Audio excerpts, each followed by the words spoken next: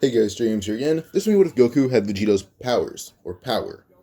Now, this one basically, Goku's gonna have as much. Gonna be using Buu Saga Vegito because, um, after Buu Saga Vegito has God Key, and I'm not gonna give a infant God Key just yet. I could in other words, but for now, no God Key for Goku. But yeah, so using Buu Saga Vegito's power level, like as a rough estimate, is like double through Super Saiyan 3 Goku in his base form. So I think that put Vegito at around 4 billion, maybe not 4 billion, 4 trillion, maybe like 4 to 5 trillion. That's what I'm giving him as like a base estimate power level. So yeah, but according to some sites, it's 4.5 trillion, maybe even 10 trillion. But I'm gonna go with lowballing, mix up my own estimate, being 4.5 trillion. So Goku at birth will already have a power level surpassing every single form of Frieza, and his power level at birth is going to be 300 million. But no one can actually track that power level. All they know is it breaks Scouters. It even broke Frieza's. Now with this, when Goku's 1 year old, this leads Planet Vegeta's destruction, and everyone does know why. Goku was not exiled because people actually they're not even stronger than Frieza because it broke Frieza's Scouter. Well, like Frieza had felt the power, King Vegeta has Scouter is broken. Everyone that saw it, they formed a riot, and King Vegeta showed no signs of stopping because there's no signs of stopping, he couldn't really contain his people. Even some elites were raging against him. That was already troublesome enough. And Bardock happened to be one of the lower class Saiyans, or he lived in the lower class. In reality, Bardock had power comparing to King Vegeta, so Bardock was a big fight against King Vegeta, making a civil war.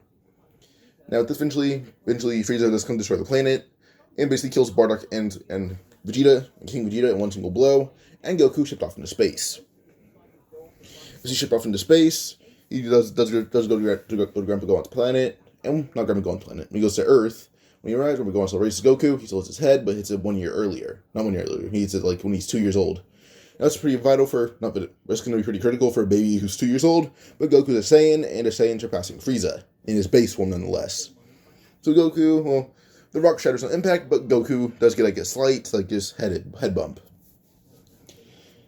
Now Goku proceeds to basically just train with Grandpa Gohan. Like I said before, Goku has Vegito's power. Now he'll already have his Ki mastery. He gets that down pretty fast. Unlocks Ki without Grandpa Gohan even teaching him. Then, so his head injury, it surpasses power level to the point where his base power level is still surpassing every single form of Frieza at 180 million. So he's still insanely strong compared to Frieza. Goku, after 1 year, is already able. 1 year. By the time he's 5, is already able to actually master Ki and be able to fly around. Then with this, Goku's also able to basically just learn. I'm going to teach Goku Kame or Turtle Hermit style, and Goku somehow masters it pretty fast. So Vegito's power includes Saiyan and Turtle Hermit martial arts. Goku's able to use both of these martial arts in tandem and even combine them throughout the years, making a very superior form of martial arts. That implies insanely good technique, but also insanely good technique, but also very very much of a ruthless style combined with it.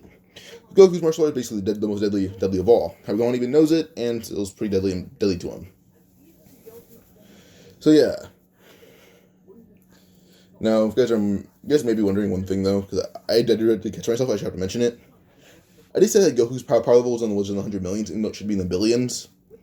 His power level will gradually go up to be around the same level as that, but so far I give him until he's at least 13, his power level will be out of the billions. Forgot to say that, but yeah. So, Goku throughout the years, he has somewhat of Vegeta's knowledge because Vegeta is not dumb, so he's decently intelligent for someone his age. Slightly average. He'd be let's say compare him to like a 4th grade student. Goku has the intelligence of a 7th grade student. He's pretty smart. So yeah. Eventually, Goku still travels with Bulma. When it comes to Oolong, Goku can quite literally annihilate Oolong's whole base of operations with a single blink. But he does it with the sneeze. Attacked him, and Goku just smacked him away. Then a bullet fired. Some dust from the bullet. Not dust when the bullet was fired. Hit dust off something anyway. Go up Goku's nose, and he sneezed so hard. Most of Oolong's base was blown apart, and Oolong had looked like Goku. Oolong is shivering, holding out the Dragon Ball, saying, "Take it." Goku said, "I'm sorry about that." He takes Dragon Ball, and Oolong actually wants to come with them, so Oolong does. They meet Yamcha. Yamcha's bullfighting fist is blocked by a single finger. With this, Yamcha is then flicked away, and Goku proceeds to dominate Yamcha with his insanely more deadly martial arts style, and in tandem with the power pole that's even stronger. So yeah. Now, Goku just proceeds to the story kind of normally. It's just he speedruns every single thing. Doesn't need help with Korin, but Roshi, when he trains with Roshi for that 1 year and he meets Krillin, well, with everything that Roshi wants to teach Goku, Goku does it with ease. So Roshi suggests Korin to Goku. So Goku agrees to this, and before he does leave, he teaches Roshi and Krillin how to fly, which they appreciate. So yeah, just to get them around, just to make sure they travel a lot faster. It'll be fun. Yeah, so Goku jet off for Korin Tower. He flies up it. First, he meets Bora and Oompa, and they get along pretty well. As he flies up the tower, he meets Korin, and Korin does give Goku the Divine Water test, and he does it insanely fast, faster than anyone should be able to do. Then eventually, Korin's like, "Goku, you did this in less than 5 days. You should do something else." Like, he recommends Kami to Goku. And Goku's been in the Korin Tower for he trained with Roshi for less than a month. Then with Korin trained with him for less than a month. But yeah. So Goku eventually is told to go up to Kami's tower, and Goku just flies up as fast as he can and reaches Kami's tower, or the Kami's fortress, so to say, in around 5 minutes. He's flying at speed faster than light, but also he's kind of just exploring. When he gets to the lookout, he lands. Kami will question who Goku is, and Goku said Korin recommended him. Kami has been actually keeping a close eye on Goku, and Goku is insanely powerful. The most powerful being on Earth, the most powerful being in this side of the universe. That's even talking about Frieza. Well, no, not the most powerful being in the universe. The most powerful being in the universe. Assuming that Kami doesn't know who Beerus or Whis are. And the Kais, I guess. So yeah. Now, with this, Kami does actually train Goku, but Mr. Popo wants to try to see if Goku's worthy. And then Mr. Popo would take one step towards Goku, saying, "You're gonna fight me." He takes one step, Goku appears behind him, hitting him back in the neck, and knocking him out. He learned that trick from Grandpa Gohan. Grandpa Gohan is still dead, though. When Goku did go Great Ape, his power was actually kind of just shaking the planet. But Grandpa Gohan did use one last key technique to blow off Goku's tail. And that's how Goku reverted back to normal. But Grandpa Gohan did die using every bit of ki he had. That's why Kami knows who Goku is. But yeah. Now, Kami trains Goku because he beat Mr. Popo pretty easily. And Mr. Popo, as he trains with Goku. As Kami trains with Goku. Kami's getting significantly stronger really fast. Goku's taking it easy on him because he doesn't want to kill the god of Earth. Goku, in a matter of an hour, training with Kami, can tell he's leagues above Kami. His martial arts insanely deadly, and some of the martial arts Kami doesn't know. So Kami just finds uncharted territory of martial arts that you can't beat. This basically leads to Goku kind of overwhelming Kami with this very deadly and very skillful martial art. This is just combined to Saiyan martial arts and Turtle Hermit style. And Roshi helped him perfect Turtle Hermit style, so his martial arts is even more deadly because of Roshi. But by the time he's done, Kami had admitted that Goku is already stronger than him. And tells Goku about the Chamber of Spirit and Time, or the Hyperbolic Time Chamber, and is able to get Goku tons of food, and Goku's able to last 3 days in there, so 3 years. But with Kami's new power, he's actually able to also affect the Time Chamber, not wanting Goku to lose his childhood, or at least physically. So it basically unlocks Goku's latent power. If he trains in the Time Chamber for 3 days, well, that 3 days is altered to 3 years for Goku's power. Now Goku's full power is now at 800 million. Walks out. Well, while he's training, Goku's shaking the whole lookout. And, well, just him punching the air emitted shockwaves. His punching the air emitted shockwaves to the point where it was deadly. But as Goku would walk out of the chamber, Kami kind of shocked at how sweaty Goku is and how smelly the chamber smells, and how much food's everywhere. But also shocked that Goku's power grew so fast. But now Kami has a task for Goku. They're a Red Ribbon Army. Now Goku would immediately be able to sense out the key of the Red Ribbon Army base. Without his power pole, he yells extend and then expand. Suddenly it crashes right into the Red Ribbon Army base as it expands and crushes most people in there. Dr. Dro narrowly escaping. Then finds other members of the army and proceeds to take them down left and right really fast. And does it all in the span of 6 hours. Took a bit of just chasing a lot of them down, but yeah. Now this already clears out the Red Ribbon Army. Goku had already drank divine water, and already has to train with Kami, and already outmatched him, so time temper was all that's left.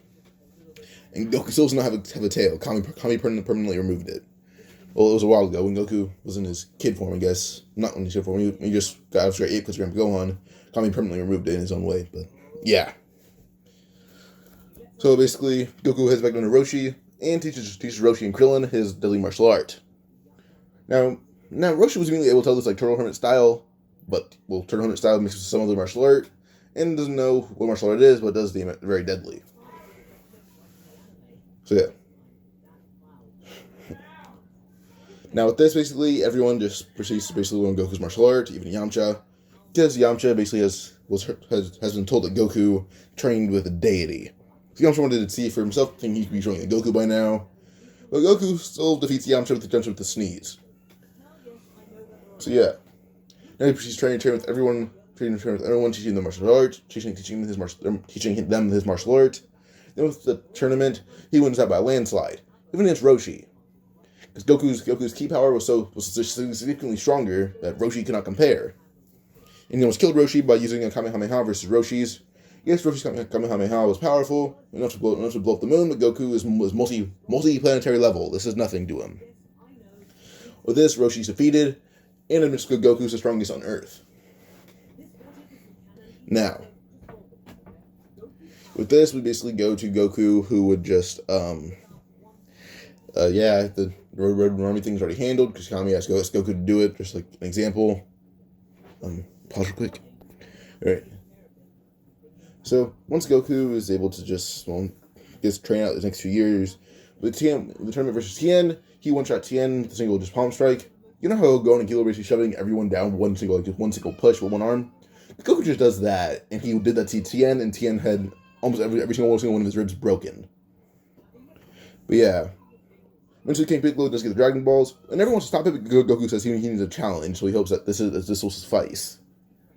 King Piccolo attacks Goku, shooting him with a giant key to the chest, but it just burns his favorite gi. He's like, oh, this is my favorite gi. Because it was a Turtle Hermit one. He has a few of them. One for Korin, one for Kami, one for Roshi. Then he's making one for Gohan. Which says, oh, this is my favorite one. Takes it off and fires one key at Piccolo, blowing him in half. That Piccolo was just in utter shock. And before he can regenerate, he knows he can't regenerate, so he spits on an egg. But suddenly the egg's in Goku's hand, and he didn't see Goku jump, fly, run, nothing. He was just simply that fast. And grabbed it, he doesn't crush it until Kami's like, no, Goku, that egg is my life force. You cannot destroy it. Goku's like, well, what do I do with it then? Kami's like, bring it up here, and I will raise it. Goku does just that. He brings it up, and Kami needs something to do with Goku, because Goku can't really train Piccolo. He may kill him by accident. So Kami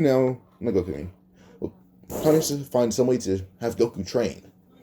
Just thinking, and Genkai would tap into Kami's mind, saying, Kami, bring him down to the underworld and have him cross Snake Way. Then I'll train him. I'll take him off your hands. Kami would nod. We'll still just reply yes, and then Goku has Genkai's planet. He trains there for the next few years. Oh, by the time he returns, he trained Genkai for a lot longer. He crossed Snake Way in around a few minutes, actually. So with that, he just trains under Genkai for a few years. And when he returns, well, Piccolo is actually very well educated, very kind. He's a very nice boy. And now he still had promised to marry Chi-Chi because he still did meet her. And he didn't know marriage was, but she kept bothering him. He's like, fine, you stop bothering me and I'll marry you. He's like, okay then, cool. So when Chi-Chi says, so you know who I am? Goku just says, I promised to marry because you were annoying. She says, wait, that was the reason? Goku nodded, saying, yes, you talking my head off, so I said if I'm gonna marry you if you shut up. She just felt offended, saying, no, I don't want to marry you. Goku says, "Oh, thank God." He looks at Piccolo saying, "Look at me and you can train some more." But that's when Chi-Chi's like, "I was joking, we're getting married." Goku would sigh, saying, "Piccolo, if I ever get too annoyed with her, kill me before I kill her." Piccolo would nod, saying, "Roger." But now we go over the next few years. Goku has Vegito's power and a little bit of his personality, so that's a bit of Goku and Vegeta mixed in there. Well, I see the fusion, basically Vegito's a little bit more of Vegeta dominant, then Gogeta's more of Goku dominant, but so his personality is somewhat kind of like Vegeta, but a mixture of Goku, like a bit of arrogance, but also kind of fun, but also a little bit more aggressive. So when it comes to basically Chi-Chi being a pain in the ass, he's a little more aggressive and assertive, and Chi-Chi can't really do a thing when it comes to Gohan. Goku doesn't know that Gohan does need education, but also doesn't know Gohan needs to learn how to fight. Gohan at birth already has a power level surpassing Nappa, and his power level is the same level as Vegeta. But still, Gohan needs to learn how to fight. And Goku also likes sparring Piccolo. So, yeah. But Goku still trains with Piccolo for a long time. When Gohan's able to at least somewhat fight, Piccolo would train Gohan under his wing. And Goku actually does remove Gohan's tail because he doesn't know what the tail does. Kami informed him about it. Eventually, well, some guys wondering about Raditz and Nappa and Vegeta. They all know Goku's stronger than Frieza. They all know it. That's why they're coming for him specifically. Like, they would have done it. They would have done it earlier, but they want to be more powerful. And Vegeta, Raditz, and Nappa, well, what they did to get Raditz and Nappa, well, Vegeta didn't get Raditz and Nappa strong, basically just shoot them over and over day by day, so they got Zenkai boosts. And when they got to around 15,000, they did it to him, and then he got Zenkais. And then found planets with really high gravity and trained there. Or just fought each other there for days on end. And now, Vegeta's power level will rest at a good 50,000, and Raditz at a good 30,000, and Nappa at 40,000. So 30, 40, 50. And they know they're not surpassing Frieza, because Frieza needs his own special scouter to scout himself. And they can be scouted by Zarbon and Dodoria scouters. So they're obviously not strong enough to defeat Frieza, but Goku's still the last shot. Now, landing on planet Earth, Raditz he has a scouter able to scout power levels over 50,000, but not over 100,000. So in scouting, he finds power levels that are selectively high. He finds Kami's power level that's a good 10,000, pretty strong. Then he finds Krillin's at 9,000, so pretty weak. Then Tien at 20,000, impressive. Roshi at 15,000. Then Yamcha at 6,000. That's the weakest one he's felt. Gohan, 60,000.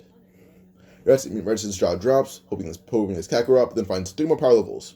Or one more power level that's able to be read. That's at 90,000. Raditz's jaws dropped even more, but then found another power level. The scouter exploded. Raditz would jump, saying, "What the hell?" You can tell that's Kakarot. Immediately, Raditz would dash towards the location, but suddenly he's stopped by someone. And he feels his tail being squeezed, and Raditz falls limp. Then seeing a child holding his tail, and Raditz is like, let go, you damn brat." But guessing one's like, "Sorry, my dad told me to do this." Goku's flying right above Raditz, and Goku would say, "Who the hell are you, and why are you on my planet?" Raditz immediately tells his Kakarot and says, "Kakarot, it's me, Raditz, your brother." Goku would say, "My name is Son Goku. What the hell's a Kakarot?" And so Raditz says, What the hell's your problem? Did you hit your head or something?" Goku would nod, saying, "Oh yeah, how'd you know?" Raditz would just sigh, saying, Oh, Kami." And just says, "Kakarot, you're a Saiyan, and I'm your brother. My name is Raditz, your name is Kakarot, our father was Bardock and Gine, or Gine." Goku doesn't, well, these things don't ring a bell, but Kami does confirm that Goku's a Saiyan, and Raditz is telling the truth, that Goku's a Saiyan, doesn't know about the brother thing. But Goku tries to believe Raditz temporarily, and to tell Raditz that, first Kami does tell Goku what Saiyans do, and Goku's like, "Well, if you're Saiyan, I want you off my planet, because Saiyans are not good people, so I'd prefer you to leave." Now, immediately, Raditz says Goku who the hell he thinks he is, telling him to leave, and suddenly tries to keep at Gohan, but Gohan smacks it away, and it flies right into Raditz's shoulder, And Raditz can tell this is one of the, he's like first Piccolo Raditz as well, but these are like the 3 power levels he but these are power levels he read that are stronger than him, Vegeta, and Nappa. So this is kind of just concerning, but he throws a false moon in the air and uses it to basically turn into a great ape. But still, Goku's surpassing him. Not Goku's great ape, but Goku's surpassing him in general. Goku can't use great ape, his tail's gone permanently. But the moment Raditz turned into a great ape, he tried to stop on Goku, but Goku was able to hold his leg in the air and spun him around. Basically, he's been spinning Raditz. Raditz is screaming and howling in fear, until he's thrown right in outer space. Or almost in outer space. Piccolo caught him. Piccolo would say, you just look like a giant monkey. Raditz is suddenly thrown back down to Earth, and Goku appears right below him, punching him in the face as hard as he can, and it knocks out Raditz. Well, he thought it knocked him out. No, he killed Raditz by accident. He was that strong physically. When Goku realizes he killed Raditz, he just says, no worries. Now, Vegeta and Nappa do assume that Raditz did die, and they were correct to assume that. So in 1 year, they're going to head to Earth, just to make sure Raditz is okay. Not to say okay, they just want to see if he's dead or not. So, but I guess we would just proceed on for the next few years. Well, not years, but year. On King Kai's planet, Goku proceeds to train while the other people train on Kami's lookout. Piccolo and Goku and Gohan specifically train on King Kai's planet. Now, Gohan had been there once or twice, but he wasn't there for more than an hour. But Gohan, when he's there for actually almost a full 3 months, well, he was able to pick up Kaioken, and Piccolo was able to pick up Kaioken and the Spirit Bomb. The Spirit Bomb was more of his thing, because him and Kami, they're a lot more similar, and Piccolo's personality very similar to Kami. Spirit Bomb seemed like something he's more interested in. Plus, he was able to rely on the people of Earth with Kami's help. So, this was something that he was very more accustomed to. Well, in Goku, he had already had decent amount of power with Kaioken, being able to go up to ×8. So, he basically spent time mastering Spirit Bomb, actually able to fuel the Spirit Bomb with a lot more, just his own spirit. So now when Vegeta and Nappa do arrive on Earth, well, Gohan's power level is surpassing them both. They've both trained, but Gohan is still surpassing them. Well, with at least Kaioken ×2. Now, Nappa and Vegeta, Vegeta is at power level of 60,000 now, and Nappa is at 50,000. But Gohan is at a power level of 300,000. And with Kaioken ×2, he's able to surpass them both. Gohan's able to do Kaioken ×2, but only for 5 minutes. Other than that, he begins crying and screaming because his body's in agony. But Gohan is the one that Goku sends to handle them up until he thinks that Gohan would need help. But Nappa sent a Cyberman, thinking that Gohan's just a weakling, but the humans interfere and take down every single Cyberman themselves. When Gohan would fight Nappa, it's a simple kick to the leg, breaking it, and a knee to the chin, knocking him out cold. And Gohan does no Saiyan martial arts, specifically because Gohan was taught that by Goku, because Goku doesn't really want to give a little kid the power of doesn't want a little kid to have the power that Goku has. Goku doesn't want to give Gohan such a deadly martial art, so just Saiyan martial art is all he gets. Well, Piccolo would actually be taught the deadly martial art, but Gohan got to choose which martial art, and he chose Saiyan martial art because it was fun to do. Alright, so now Goku and everyone else watches as Gohan takes out Nappa, and Vegeta and Gohan proceed to fight, with Vegeta being outmatched heavily. Still a good right hit was placed on Vegeta's jaw, sending him flying, and Nappa had woken up a bit and was able to shoot a false moon in the air, and Vegeta looked into it and turned into a great ape. Now Gohan had used Kaioken ×2 and began fighting Vegeta, but realized that him and Vegeta were only equals. Gohan was not surpassing him. Vegeta's at 60,000, a great ape is ×10, which is 600,000. And then we have Gohan with 300,000 power level, then ×2, 600,000 each. So Gohan will actually disable Kaioken ×2, and, well, he's going to push himself. But he can only push himself for 1 minute. Gohan had yelled Kaioken ×3, and his power level had jumped up to 900,000. He charged Kamehameha, and, well, he also learned how to use Masenko.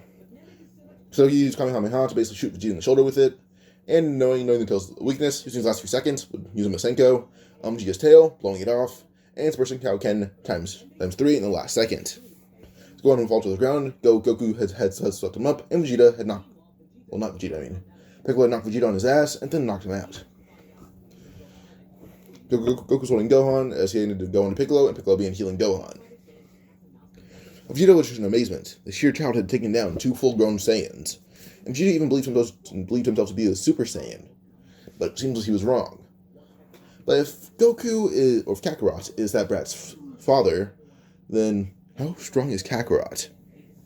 Because Gohan has displayed power that Frieza can beat, of course, but it was still pretty impressive. So it's Goku and Vegeta being like conversing slightly. It's basically just like Vegeta saying, "Come on, there's no need to kill me. I'll leave. Me and Apple will both leave." Goku reads his mind, and attention realizing he's lying, just planning to get a Zenkai, then come back and beat the hell out of Goku, even though he can't. He can get a Zenkai that big. But still, Goku says, "Fine, you can leave, but you can never come back. If you do, I'll murder you." So Vegeta would leave, and well, one thing he hears before getting the ship saying, "Hey, is going to be okay?" Goku says no, because Gohan never used Kaioken to that level. But basically, Krillin's like, "Well, if he isn't that okay, then I guess we can use Dragon Balls to heal him. They can do anything, right?" Goku would nod, and Vegeta had heard that they can do anything. Immediately, Vegeta would leave with Nappa, and as they both shoot off into space, well, they had to planet Namek, because they've heard a few rumors about Namek having wish orbs. Maybe these Dragon Balls happen to be these wish orbs. So now, as Goku and everyone else just proceeds to stay there for a bit, Bulma picked up Nappa's scouter as he dropped it when Gohan kicked his ass. So she had been re-engineering it and was able to pick up some comms. But well, good thing that when she re-engineered it, the Z fighters weren't able to be heard, but she was able to listen on Frieza's conversation, and alongside Vegeta and well, basically the whole Frieza force. As Frieza said, "Come on, we're heading to Namek. These legendary wish orbs should be there." And Vegeta said, "This humans have something called Dragon Balls. I wonder if Namek's wish orbs are the same thing." Goku would sigh, saying, "Do we need to fight Vegeta again? Do I need to kill him?" Goku isn't too fond on killing, that's just Goku half, but with his more Vegeta-like personality, he doesn't know it may be necessary. But Goku would just say that he may have to actually do a bit more training, because he has a plan. Piccolo says, "Alright then, come on, go on you two." Because Gohan and these are basically the trio that they will need to be. On this, they go in the hyperbolic time chamber, and Kami insists on joining them. But before he does, he and Piccolo speak in private, and they realize that Kami's power disappears, so Piccolo's power grows. When they see Piccolo, well, Piccolo's wearing Kami's attire, it's a Kami staff, and Piccolo looks a noticeable bit more, I guess, aged and wise. Piccolo just sighs, saying, "That tricky old bastard. Fine, let's go. He drops Kami's walker and goes into the chamber with Gohan and Goku. Now, after those 10 days of the ship being built, they train in there constantly. Piccolo only needing tons of water, while Goku and Gohan just need a ton of food. Piccolo, with his much bigger power, is able to upgrade a time chamber, big enough to fit all the food that they need. By the time we walk out of it, Goku's power level is already in the billions in his base form. His power level being, well, previously, pretty sure his power level was going to be 800 million, when up until the fight with Vegeta and Nappa, his power level was already in 1 billion. So I'll give him his power level currently at 10 billion for these 10 days. By the time he walks out of it, power level 10 billion, and Super Saiyan form will be times 50, so 500 billion is power level in Super Saiyan form. Gohan had on Super Saiyan as well. His power level had jumped to run the canonical planet Namek Goku. Piccolo was on the level of 100% Frieza in his base form. Piccolo was able to find a power up where his eyes had turned red, and, well, this power had reached an all-time high. So Piccolo found that power pretty useful, as this was his form Super Saiyan, but it was only a times 30 multiplier, not a times 50. So, pause real quick. So Piccolo's whole power is what was it again? So Piccolo's base power level is 120 million, but with his 30 times multiplier, his power level would jump to 3.6 billion.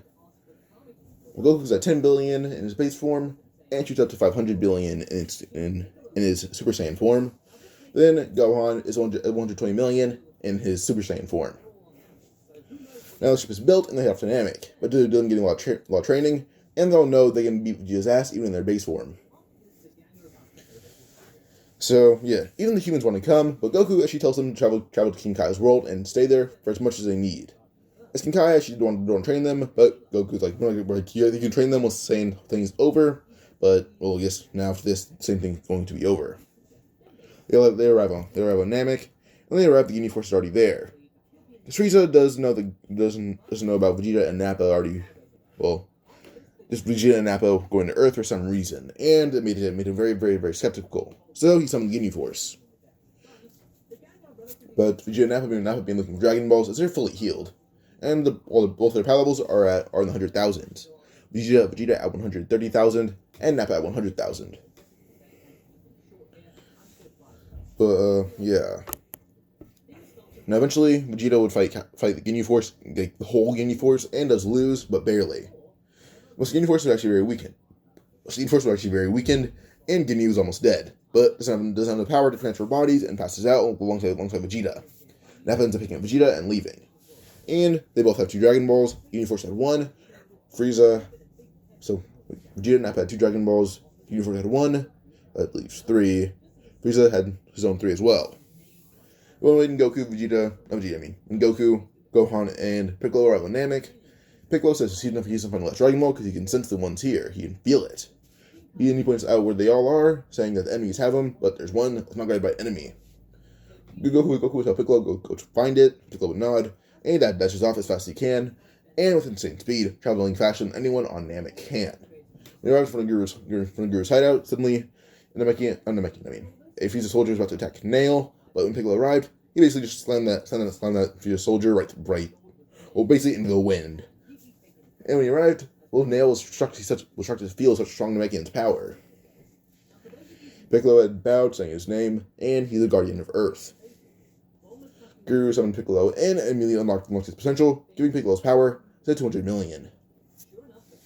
200 million times 30, that'd be 6 billion, I'm pretty sure. So let me check this. So Piccolo's full power is 6 billion, and that's pretty impressive now. Now, immediately Guru would tell Piccolo that his time is coming soon, and if he does get Piccolo's Dragon Ball, and tells Nail to fuse with Piccolo. Because Guru feels the power and immediately knows Frieza can be handled. So he's kind of rushing and saying, alright, go as fast as you can. I'm actually this is relieving me a lot, so I can actually have Dragon Balls last for a while. Do as fast as you can. Suddenly, everyone would hear Frieza yelling, and Frieza is slammed right through Guru's hideout. Suddenly, everyone sees Goku on top of Frieza wailing on him. And we see Zarbon and Doria charging at Goku, saying, unhandle Lord Frieza this instant. Suddenly, Nail will jump up, and basically just kind of will just jump and just kind of do the, basically just kick them both in the face, sending them flying back, and fuses with Piccolo. Now Piccolo's power level had jumped even higher with his full power, reaching base Goku. Now this Kami, Kami. But Piccolo is able to send out the Dragon Balls and finds every single one of them, and not everyone. He's missing 2 of them because of Vegeta and Nappa. But with this, basically, Goku is able to basically just keep wailing on Frieza, and Nappa had saw this as Vegeta has woken up. Frieza being wailed on by base Goku, and Frieza in a whole different form. Frieza transforms. They wonder how powerful his form is, but they don't have time to dwell on this, because Frieza's being obliterated. But they search the ship and everything else for Dragon Balls, but they can't find any. But they see Piccolo holding a few of them. Fire heals to Piccolo, but Gohan will then attack Vegeta, kicking him in the face and him flying back. And Gohan then chuckles, saying, how about this? I beat the hell out of both of you again. Gohan's a bit more arrogant, because, he's raised by Goku with some Vegeta influence. Some unintentional Vegeta influence, though. But Goku would dash straight towards... Gohan dashes straight toward Vegeta and Nappa, and he's fighting them both, beating them both up. Now, Vegeta hadn't been healed, so he actually had a low power. Nappa, same thing. Well, Nappa isn't beat up, he's just very low powered. By the time they're done, Gohan had won, and, we see Goku basically just punching Frieza to death. Eventually, when he throws Frieza in the air, just holds out a Kamehameha, and fires it, incinerating Frieza. Now, going through the last Dragon Ball with Piccolo, and Piccolo drops the Dragon Ball, and drops all the Dragon Balls and summons Purunga, him absorbing Nail. He's able to speak Namekian pretty well. What she makes, well, Vegeta and Nappa didn't have any time to kill anyone on Earth. They were able to be sent and go and met them first. So, first wish is basically just to not summon back, but revive every single one of Frieza's, well, not every single one, revive all the Namekians killed by Frieza. The wish is given. Second wish basically restore planet Namek to its full glory. Not full glory, but basically restore Namek to its peak, all throughout history, Piccolo's able to basically just make this better. Because it was destroyed a bit, so just basically destroy the planet. But this is basically made the planet flood with water, but keep land very lively. Tons of water to the point where it seemed endless. Also enough land to fill up, enough land for every single Namekian to fill up. Guru chuckled at the wording and said, that boy. And then the third wish, he doesn't know. But King Kai would enter Piccolo's head, saying, Piccolo, you Goku and Gohan should find a planet called Yardrat. And when you're on Yardrat, well, try to learn a few techniques from there. Piccolo nods, saying, alright then, sure. But he's not going to use the third wish on that. What his third wish is, basically, kill every single member of the Frieza Force near planet Namek. That wish is granted, and it's done. Now, with this, Goku proceeds to gather up every single bit of Frieza Force technology on the planet, and him and Piccolo basically just blow it up in space. We told Piccolo about the whole, King Kai said head to planet Yardrat. Goku's like, Gohan's been away from home for a while. I'm going to bring him back to Chi-Chi. I'll bring him there from time to time, I'll try to bring him here from time to time. It may take a while, but sure, why not? Gohan drops to Earth by Goku, then he hits planet Yardrat with Piccolo's help. And Chi-Chi does tell Goku due to him being a lot more assertive, and basically because he wants to. He tells Chi-Chi that he'll go back once every month to pick up Gohan. She agrees with this, and Goku would head to planet Yardrat.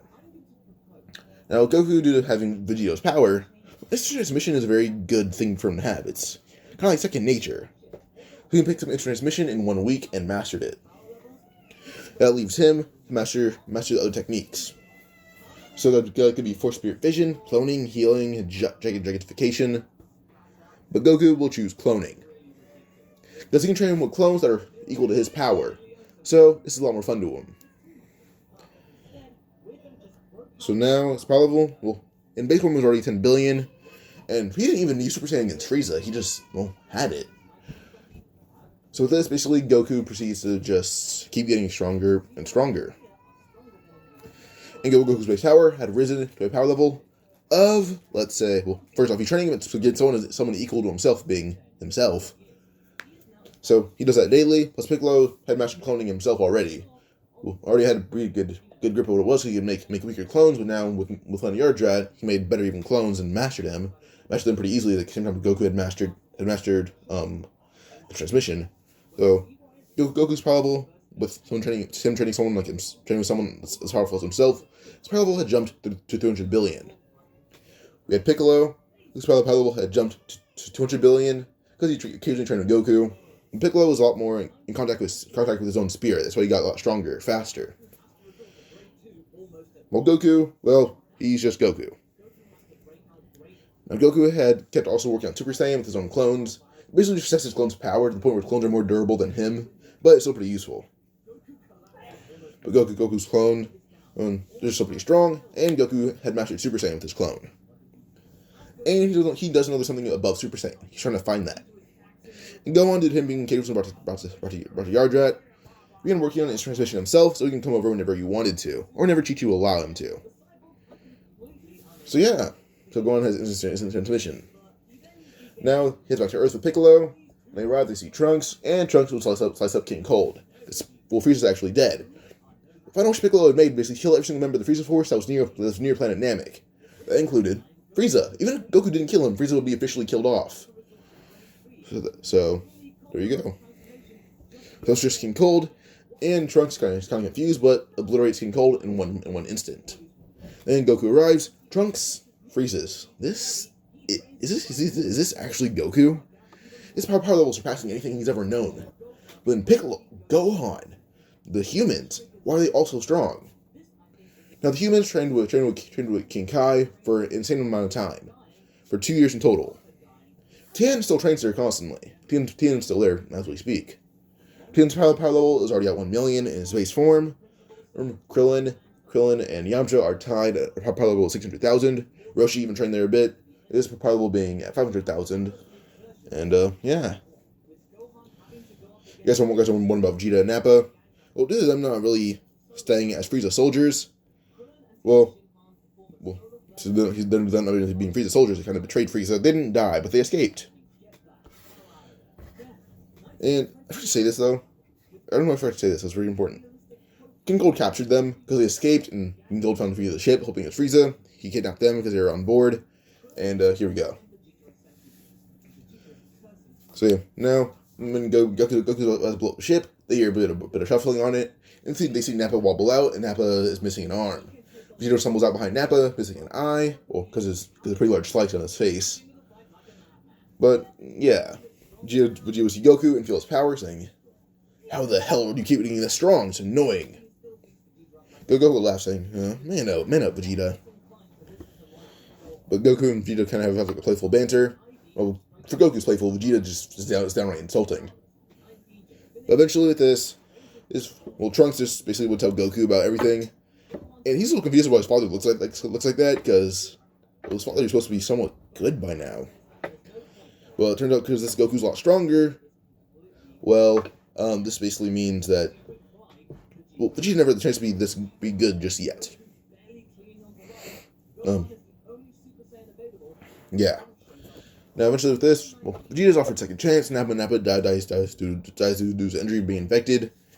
And, well, they have no interest in wishing him back. So, Vegeta stays with them, mainly Bulma. And him and Bulma still do the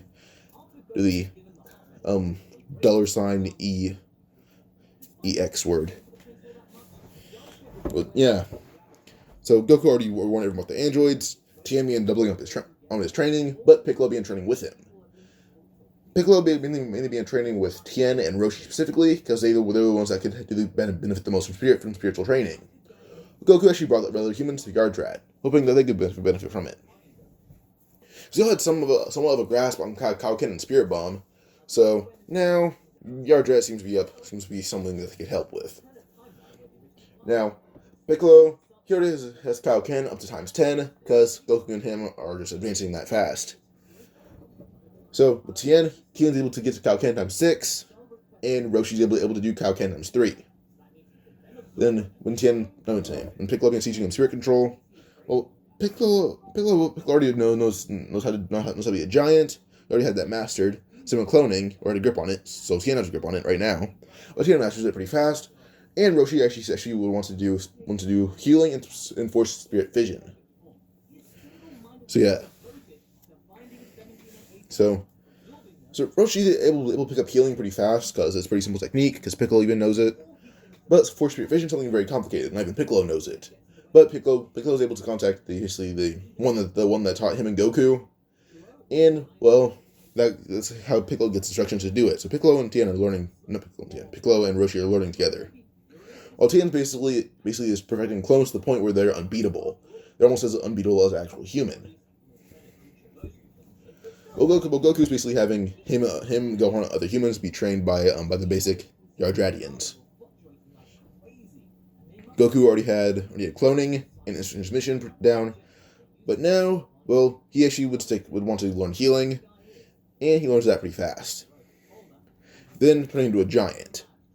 How fun would it be to fight giant versions of himself? They could also amp his speed if he got bigger. And that actually would help Goku unlock Super Saiyan grade 1, 2, 3, and 4. Grade 2, 3, and 4.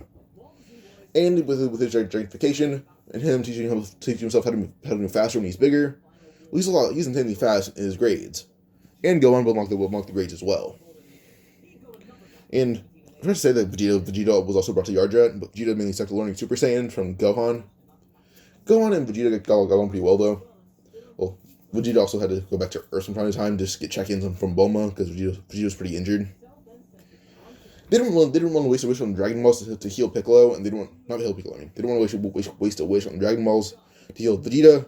They were going to let him heal naturally. He can get a natural Zen guy. But yeah, that's how basically Vegeta and Bulma have Trunks. Now, this leaves Krillin and Yamcha to learn. Krillin would learn cloning and transmission, and then we have Yamcha, who would end up learning healing and turning into a giant. So yeah, while Gohan would proceed to master cloning, and he will basically just teaches Vegeta and masters cloning. That's really it. Now we'll get back to Earth. Well, the androids arrive, and Yamcha's still the first one on the scene. But Dr. Gero couldn't track either of them. Kami's lookout was a lot harder to track because Piccolo was just basically covering it in a force field.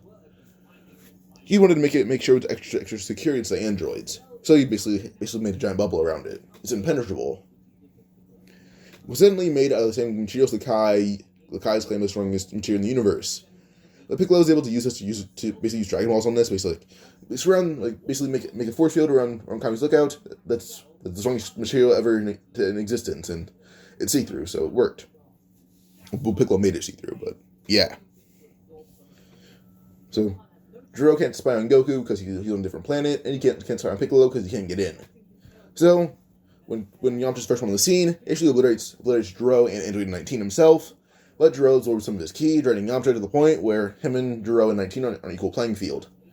Until Gero beats Yamcha by basically blowing a hole through his side, and end up putting Yamcha on one knee, and Gero escapes while 19 about to kill Yamcha. But Tien interferes by basically cutting 19 in half with just 2 fingers. And, well, Tien's the strongest human on Earth by now. Roshi's in 2nd place, Yamcha's in 3rd place, Krillin's last place. Usually because Krillin spent time just doing other things besides just mastering his normal techniques. Well, he basically began trying to do new ones, while Yamcha was learning new moves and how to advance them.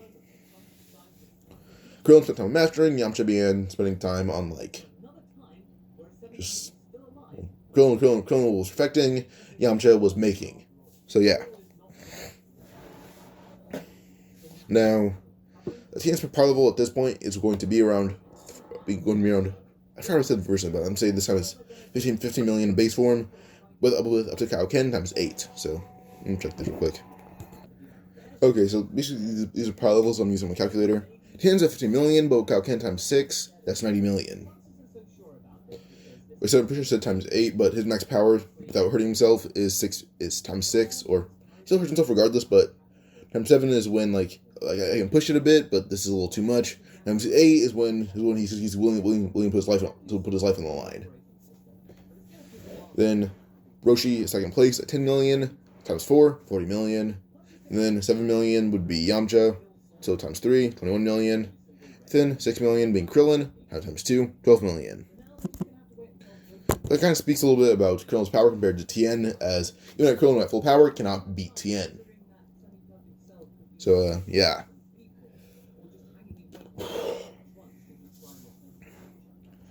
But now, Gero, due to him escaping, he's able to unlock all the androids. Well, all of them, including 9, 13, 16, 17, 18. Yeah, basically, he unleashes every single android he has, just not Cell, because Cell's a fetus at this point. Yeah. And Vegeta already has Super Saiyan grade 1, basic Super Saiyan, and Super Saiyan grade 2 and 3. Gohan and Goku are the ones with Super Saiyan in every single grade. But Goku will fight Android 13, as Android 13 will attack Goku, and somehow keeping up with Goku's power, even in its base form. Then 13 will go Super 13, and Goku would roar, going into basically his, basically just buffs up his body, and him and Super 13 be in case kind of just wrestling each other. Now Piccolo will fight Android 17, and this leaves Gohan to fight 16, and Vegeta will fight 18. So 18 fight, Super Saiyan grade 2, he's kind of pushing 18 back, but 18 takes advantage of this, because Vegeta's super slow by now, blasts him in the leg, slowing him down even more, and then breaks his arm. Vegeta having his arm broken and his leg blasted, he proceeds with the ever-loving hell beat out of him, and eventually he's knocked unconscious. Piccolo defeated 17 himself pretty easily, while Goku reached the powers of Super Saiyan, slimming down a bit, and with everyone feeling his power, suddenly 13 suddenly just, blows up.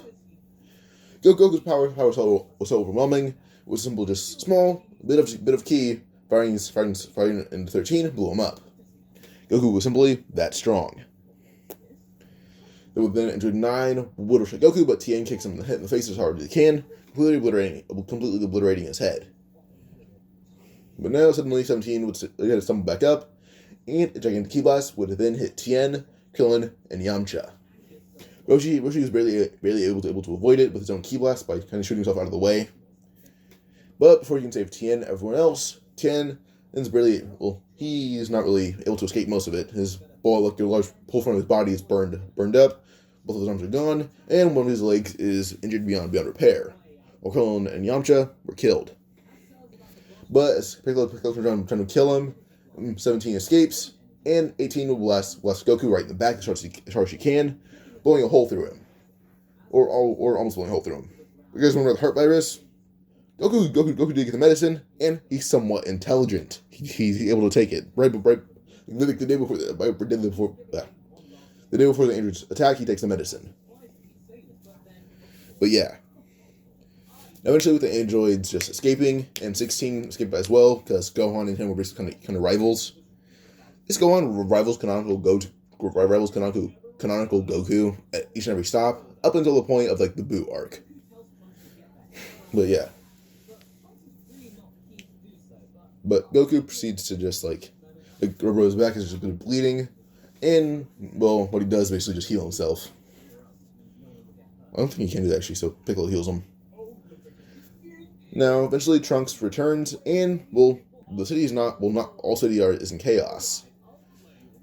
But he goes to where he sends the most ki, which was Lookout, but he can't get in. He knocks on it, and they see it's Trunks. They let him in. Goku does by transmissioning and grabbing him. Trunks would ask what's around the barrier, what's around the Lookout, and Goku would say it's just strong material that can't be broken. Well, not by anyone more normal. Him and Gohan and Piccolo can break it like it's nothing though. Which I don't think Gohan can. Just Goku and Piccolo. Trunks tries to slice it, and immediately the Z-Sword almost breaks, but Goku will catch it, saying, "Nope, don't try it. Don't break your weapon."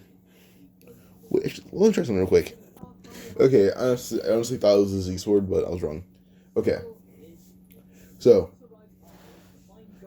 yeah, Trunks is this. Goku just basically stops the slash, saying, "Nope, don't break your sword." But Goku would just punch it, and Trunks does, and it hurts his hand. But he looks around and asking what should we do from here on out? And Goku would just say, while we wait for some of us to recover, and he points at Tien, and Piccolo is just busy healing Tien, seeing the injuries are very serious. They don't really want to risk the androids filling their ki and chasing them to Lookout, so they're staying here temporarily. And Dragon Balls are kind of scattered currently, so they don't really want to leave in the case the androids may track them. But Goku does Trunks, can he go Super Saiyan at least, because he doesn't know who Trunks is. And immediately everyone looks at Goku, he's like, wait, Trunks is a Saiyan? Goku says, my bad. That's when he's Goku's side. But Trunks would sigh, saying, yeah, you can. Now Trunks was able to beat King Cold, who was off guard, and Trunks was in space form, so yeah, but Trunks does reveal he can go Super Saiyan, and Trunks reveals who he is. And Vegeta says, that makes sense. He points to Bulma, who's holding a baby Trunks, who has, purple hair. Trunks said, oh, thank God. I was hoping that didn't ruin anything. Goku laughs, saying, it's not thank God, it's thank Piccolo or thank Kami. That's kind of what they all say. Piccolo would say, thank God it's just finding Goku. But Goku began thinking and tells Trunks, go in the time chamber with Vegeta. Guys, remember, this Vegeta had actually gotten a bit cut up by King Cold, because King Cold captured him in Nappa. Nappa died and succumbed to injuries. Well, he succumbed to injuries, and that made him die. Then we have Vegeta, who's kind of beat up, and did lose one eye. Bulma was able to give him somewhat of a cybernetic eye.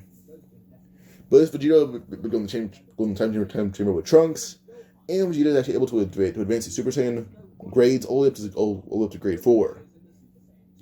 Well, then we would have Trunks being able to go Super Saiyan grade 2 and 3. Well, then Goku would leave. Vegeta and Trunks leave because it's time for Goku and Gohan. When they go in there, well, Goku and Gohan just power up their full power. And Piccolo, realizing he didn't upgrade the base, we'll look at for a while. Upgrade just a little bit. And that's what would stand Goku's full power. Goku would roar going into his Super Saiyan grade 4. And immediately he appears right in front of Gohan, hitting the stomach as hard as he can, slamming him into the ground. But Gohan was able to block some of the attack and fire a key blast right in Goku's face, instead of him sliding back, and Gohan proceeds to kick Goku around. Goku's able to block a few of the attacks, and this goes on for a few days. Around 2 days in total. Vegeta and Trunks stay there for 2 days, Goku stays there for 2 days, and yeah. When they walk out, Goku and Vegeta, Goku and Gohan, well, they're sporting a good Super Saiyan 2. Goku would get Vegeta, who just sighs and scoffs, saying, "Show off." Goku would laugh, saying, "Alright, give us a bit, and then I'll go in there with Vegeta, then Gohan will go in there with Trunks." So yeah. Pause real quick.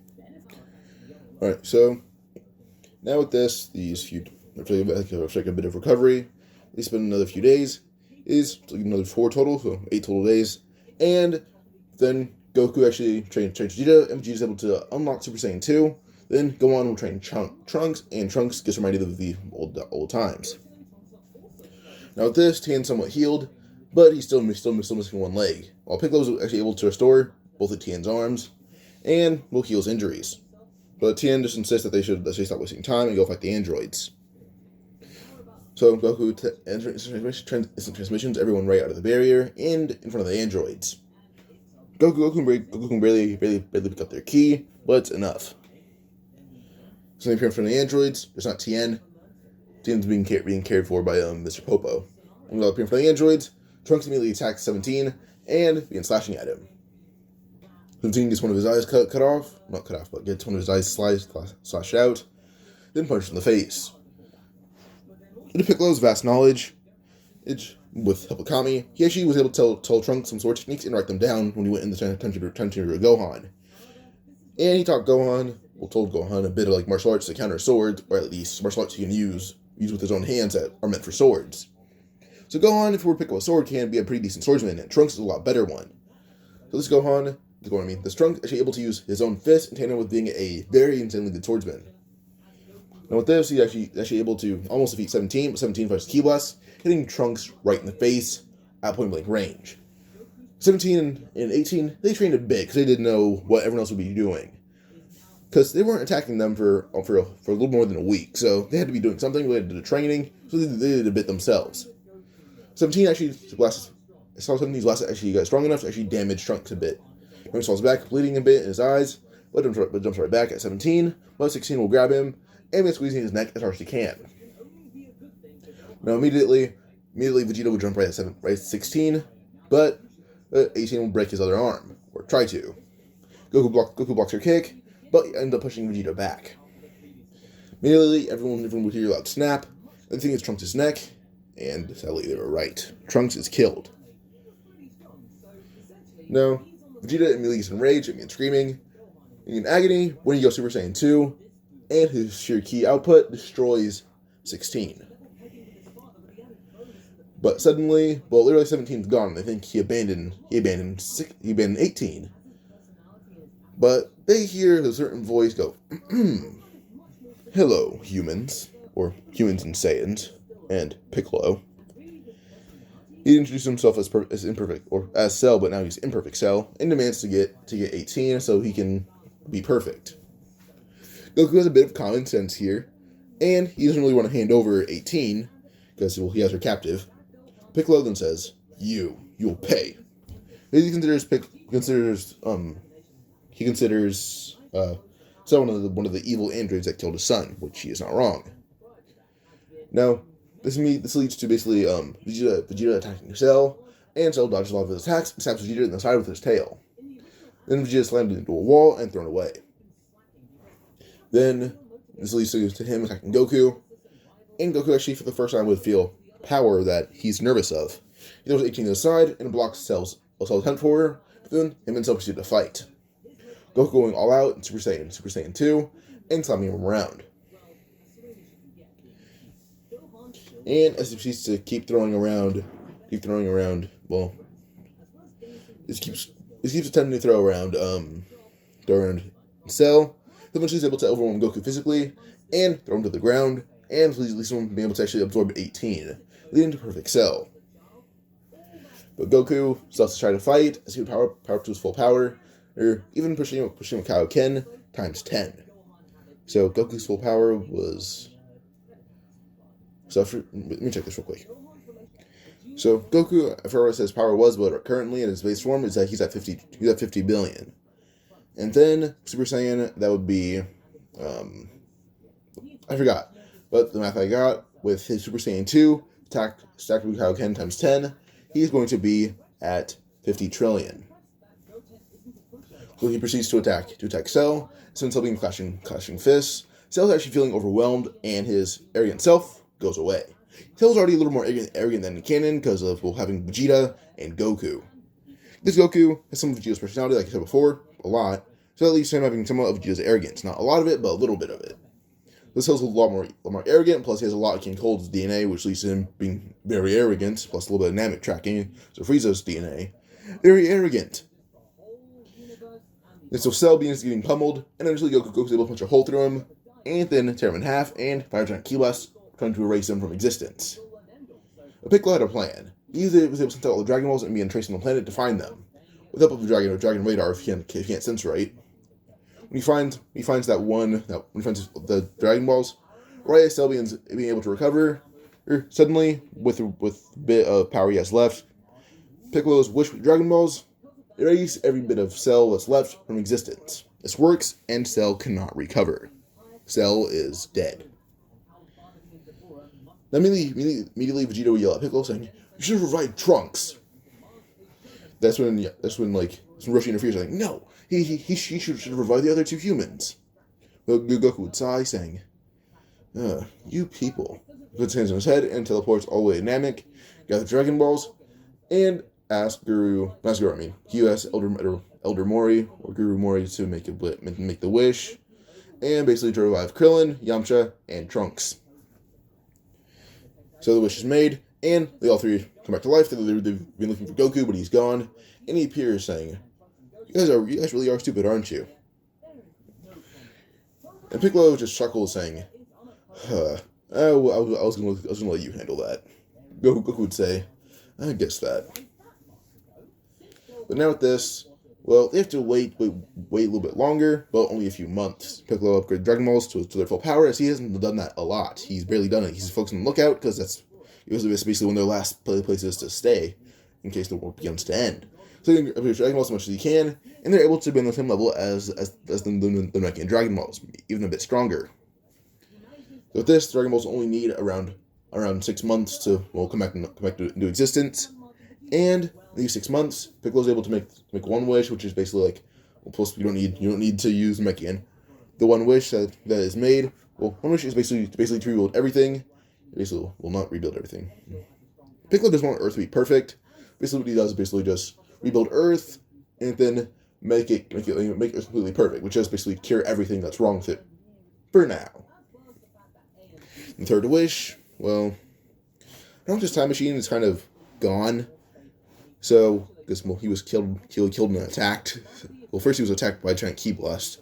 That kind of destroyed his time machine. So the third wish is he's able to send Trunks back to his current timeline. Trunks is able to find new Namek with Bulma's help, and then they're able to use Dragon Balls there. And with this, they end up making the wish to revive all the Z Fighters. Well, first rebuild Earth, revive everyone that had died due to the androids, and third wish to revive all the Z Fighters. Well, Z Fighters was part of the second wish, so never mind. The third wish, well, they want to give Goku. They want to help. They want to visit. They want to see Goku. Because Trunks wants to tell Goku how strong his past counterpart is, or other counterpart is. So yeah, now they do that. They get to hang out with Goku for a while, and we go into a few years of peace. Check this real quick. So I'm pretty sure the Cell Saga is going to be around 7 years before the Buu arc. So 7 years of peace pass. Now, Trunks is able to grow to a formidable opponent, and not from opponent, formidable Saiyan, and Goten is still born, and Goten is actually able to be his own person. There's no need to model him after Goku, because Goku, if he dies, is going to be very impressive. And Cell was the closest they got to kill to Goku being killed. But Goku, with Cell, got kind of a wake-up call. To be in training as hard as possible in the timetable with Vegeta, Piccolo, and Gohan. Is they training there as hard as they can? Well, these four, their power levels reaching new heights. Goku's body is a lot more durable, and is able to handle Super Saiyan 3 decently. So, he's able to handle Super Saiyan 3 for up to 5 minutes. Then, I'd say probably around 10 minutes. So, he's able to handle Super Saiyan 3 for 10 minutes, and Super Saiyan 3 Goku currently would be on the level of base Vegito. Anyway, this is not at the end of 7 years, this is in the middle of the 7 years. And base Vegito is 4.5 trillion. So, yeah. Then we'd have Goku, who keeps on training over through the 7 years, with eventually his base power reaching the same as Vegito's, 4.5 million. Not million, 4.5 billion. That is his base power. And that's in 7 years. In 7 years, Vegeta would be at a good 800 million for base power. Gohan Vegeta's at 800 billion for base power. Gohan is at 2 trillion, and Piccolo is at same level as Vegeta. But Piccolo is not using his 30 times booster, and Vegeta is not using any Super Saiyan form for his base form. So Piccolo is able to advance his red-eyed form all the way up to rival the power of Super Saiyan 3 Goku. Not Super Saiyan 3 Goku, but rival the power of base Goku. And Vegeta can rival the power of base Goku occasionally.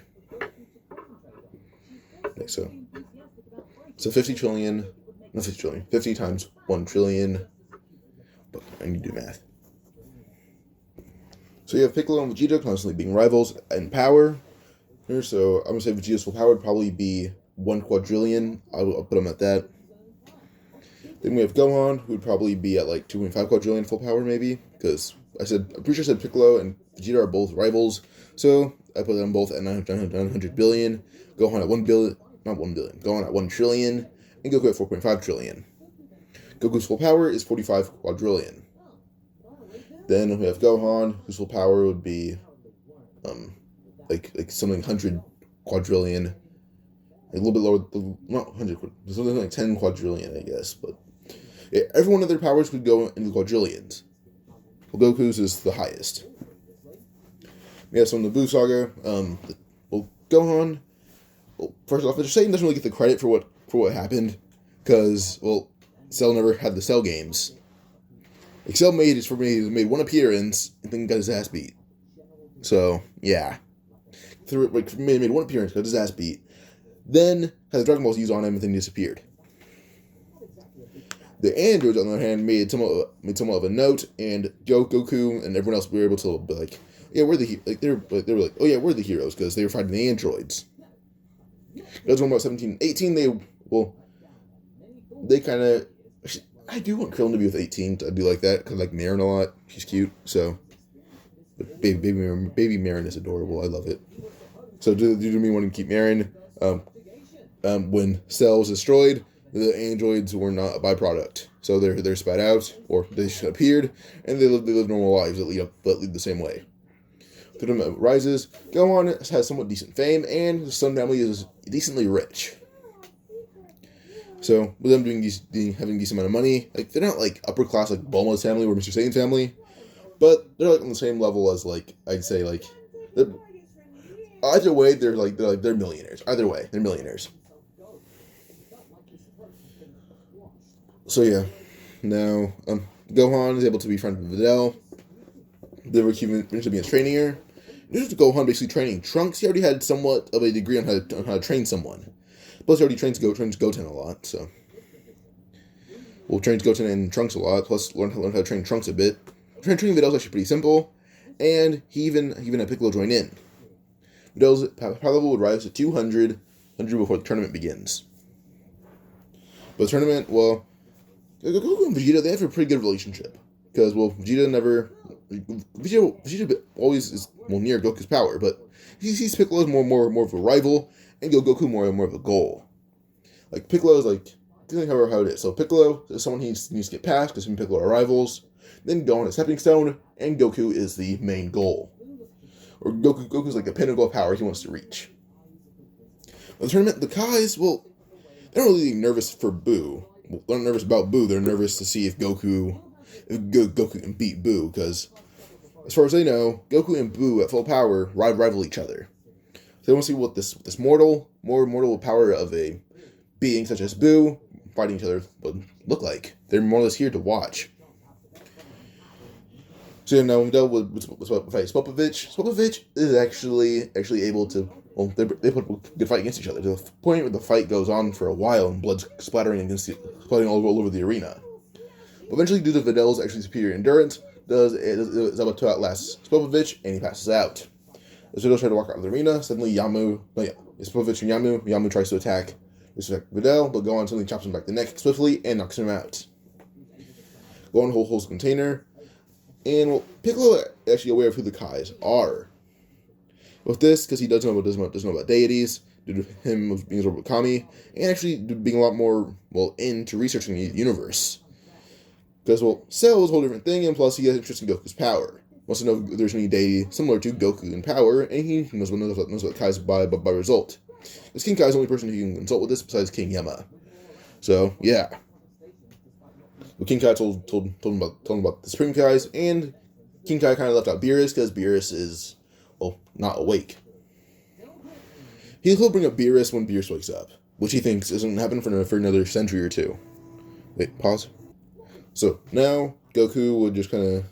not Goku, Gohan hands the thing to Piccolo, Piccolo hands the thing to the Kais, and Piccolo's like, here, I know you guys are, you can have this thing, and you guys can tell me what it is in exchange.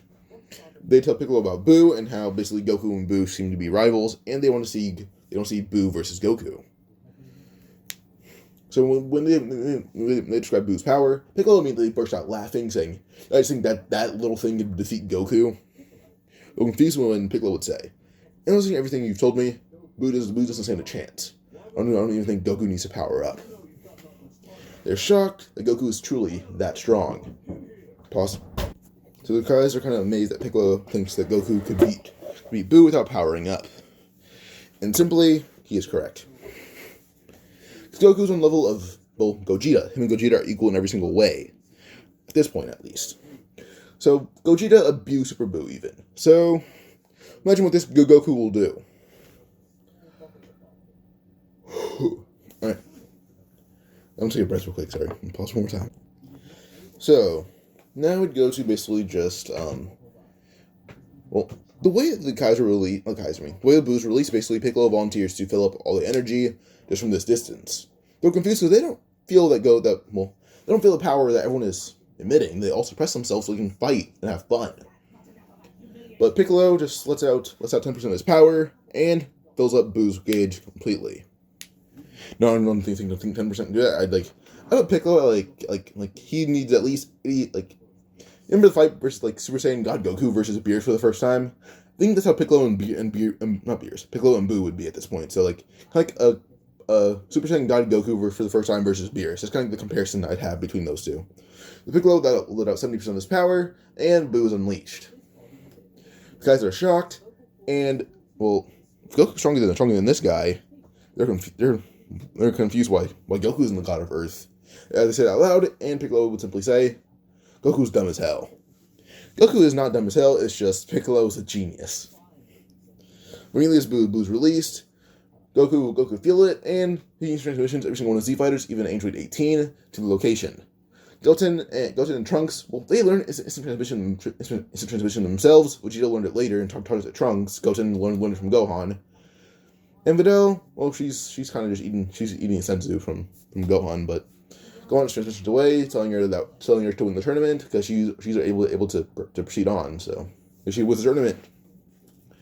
But now basically just Goku and the Z Fighters versus Buu. Now immediately Dabura would appear, but as he appears, Piccolo just says, Goku, don't bother. Suddenly one of Piccolo's arms wrapped around Dabura's neck, and Dabura would be a little confused. Piccolo would chuckle, saying, Hey, you may know me. I'm Demon King Piccolo. You may know me as the god of Earth now. Now, Piccolo kind of made made a reputation for himself. Demon King Piccolo turned God of Earth. His power level was even stronger than any demon. Dabra knew this. Really, he'd been quivering in fear, but not before his neck was snapped by Piccolo. The Kai's were shocked that Dabra was beaten so easily and simply. Goku would dash through, tackling Buu, and wanting to have fun, and begins wailing on Buu. Eventually, Buu does still transform Super Buu, and Super Buu gets the ever-loving hell kicked out of him. While Vegeta defeated Yakon and Pui himself pretty easily. Well, everyone else basically just attains Babidi. But no one can go under the influence of the whole Majin. Piccolo's pure-hearted. He was raised by Kami.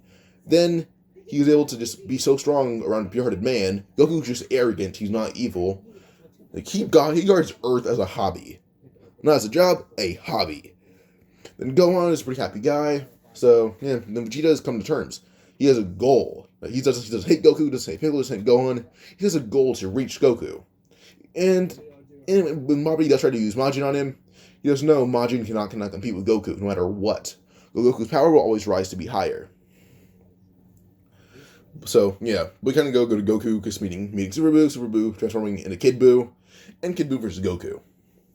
These guys fight. Well, they're kind of tearing the planet apart as they clash fists. So eventually, this leads to Kid Buu thrown in the air, and Goku charges up a Kamehameha, and shooting into his Super Saiyan 3 form. As he does this, he charges at Kid Buu, and begins firing on him. Kid Buu is trying to just take it, but he's trying to take the attack, but just falls to Earth. Earth, well, beaten and tired. Goku doesn't know Kid Buu can't keep up with him at this point. He keeps trying to fight him, but Kid Buu is just being annihilated. And Goku even developed a technique to basically just swat the air and tosses apart Kid Buu. So eventually, Goku would decide to use Spirit Bomb. Charges up with one hand, and Piccolo is able to charge up a lot of it himself, not even using all the spirit. Same with Vegeta and everyone there. Notice how big it is. Goku is being holding it with one finger, and suddenly that he kicks Buu in the air and throws it right at Buu. As it's Buu is incinerated or destroyed, and he wins. This whole thing with Buu lasted less than 40 minutes, so Buu arc ended that quickly. A few years pass, Gohan marries Videl. Goku just chills on Earth, and still trains for the Kais. And due to Gohan actually being a decent swordsman, but doesn't have a sword, he trains on the Kai's world, and accidentally breaks his Z-sword. But he breaks his Z-sword as he cuts the strongest material in the universe. Kind of broke it, like he slashed it in pieces, and then suddenly the Z-sword would be chipped. And the Kais are kind of shocked, saying, "Is it just a normal sword?" Gohan would examine it, saying, "Yeah, it's just a normal sword." So he breaks it, and the Elder Kai is released. When the Elder Kai is released, it's Gohan by unlocking his potential. And Gohan is put in his ultimate form. And still somehow cannot compare to Goku. Because Goku, all he does is train. He spends time with Chi-Chi. Does the dollar sign SEX word? Does the dollar sign EX word with her? And trains. All he does. Hang out with Chi-Chi, the dollar sign word, then train. That's all he does, constantly. Same process, daily. So Goku's base power level currently is around 40 trillion. Goku still keeps getting stronger and stronger by the day. Eventually, when Buu is released, Goku happens to be on Earth this time because, well, he has nothing else to do. Well, King Kai's training proves useless to him because Spirit Bomb's fully mastered at Kaioken. Oh, he pushes up to Kaioken to the point where he die. He's up to Kaioken times 20. And then he's already mastered Spirit Control. He trains against himself constantly. So there's really no need to do anything else. So when Beerus says wake up, Goku's already on Earth, and Gohan, when he's in Roman Kai's, he's in Roman Kai's and a bit late, but he does fight Beerus, and Beerus is being pushed back, and he has to use 90% of his power. That's when Gohan would just tell Beerus that Gohan is not the strongest Saiyan, his dad is. And Gohan is actually not too far behind Goku, around 1 billion weaker. But Gohan would say that his dad's pretty close in power with him, but his dad can transform. And Gohan's comparing himself to base Goku, not Super Saiyan 3 or anything. So when he tells Beerus this, Beerus is immediately more excited, and he heads to Earth. So landed to Earth, basically. Well, first, like, Beerus would meet Piccolo. Piccolo introduced himself to Beerus properly, because King Kai told Piccolo who he is. But King Kai isn't worried. He knows how strong Goku truly is. So Goku isn't really showing any concern on who Beerus is. Everyone there is warned. Goku, not being a complete idiot, is kind of weary, but doesn't know how to act. And Vegeta is kind of nervous, but also happy that Goku could probably kick Beerus' ass, or give him a good run for his money. All he's happy is to know that Goku can make Beerus bleed. So eventually with this, basically, Beerus will talk to Goku, because he sees Goku as the strongest one. And, well, Goku kind of did a certain thing previously.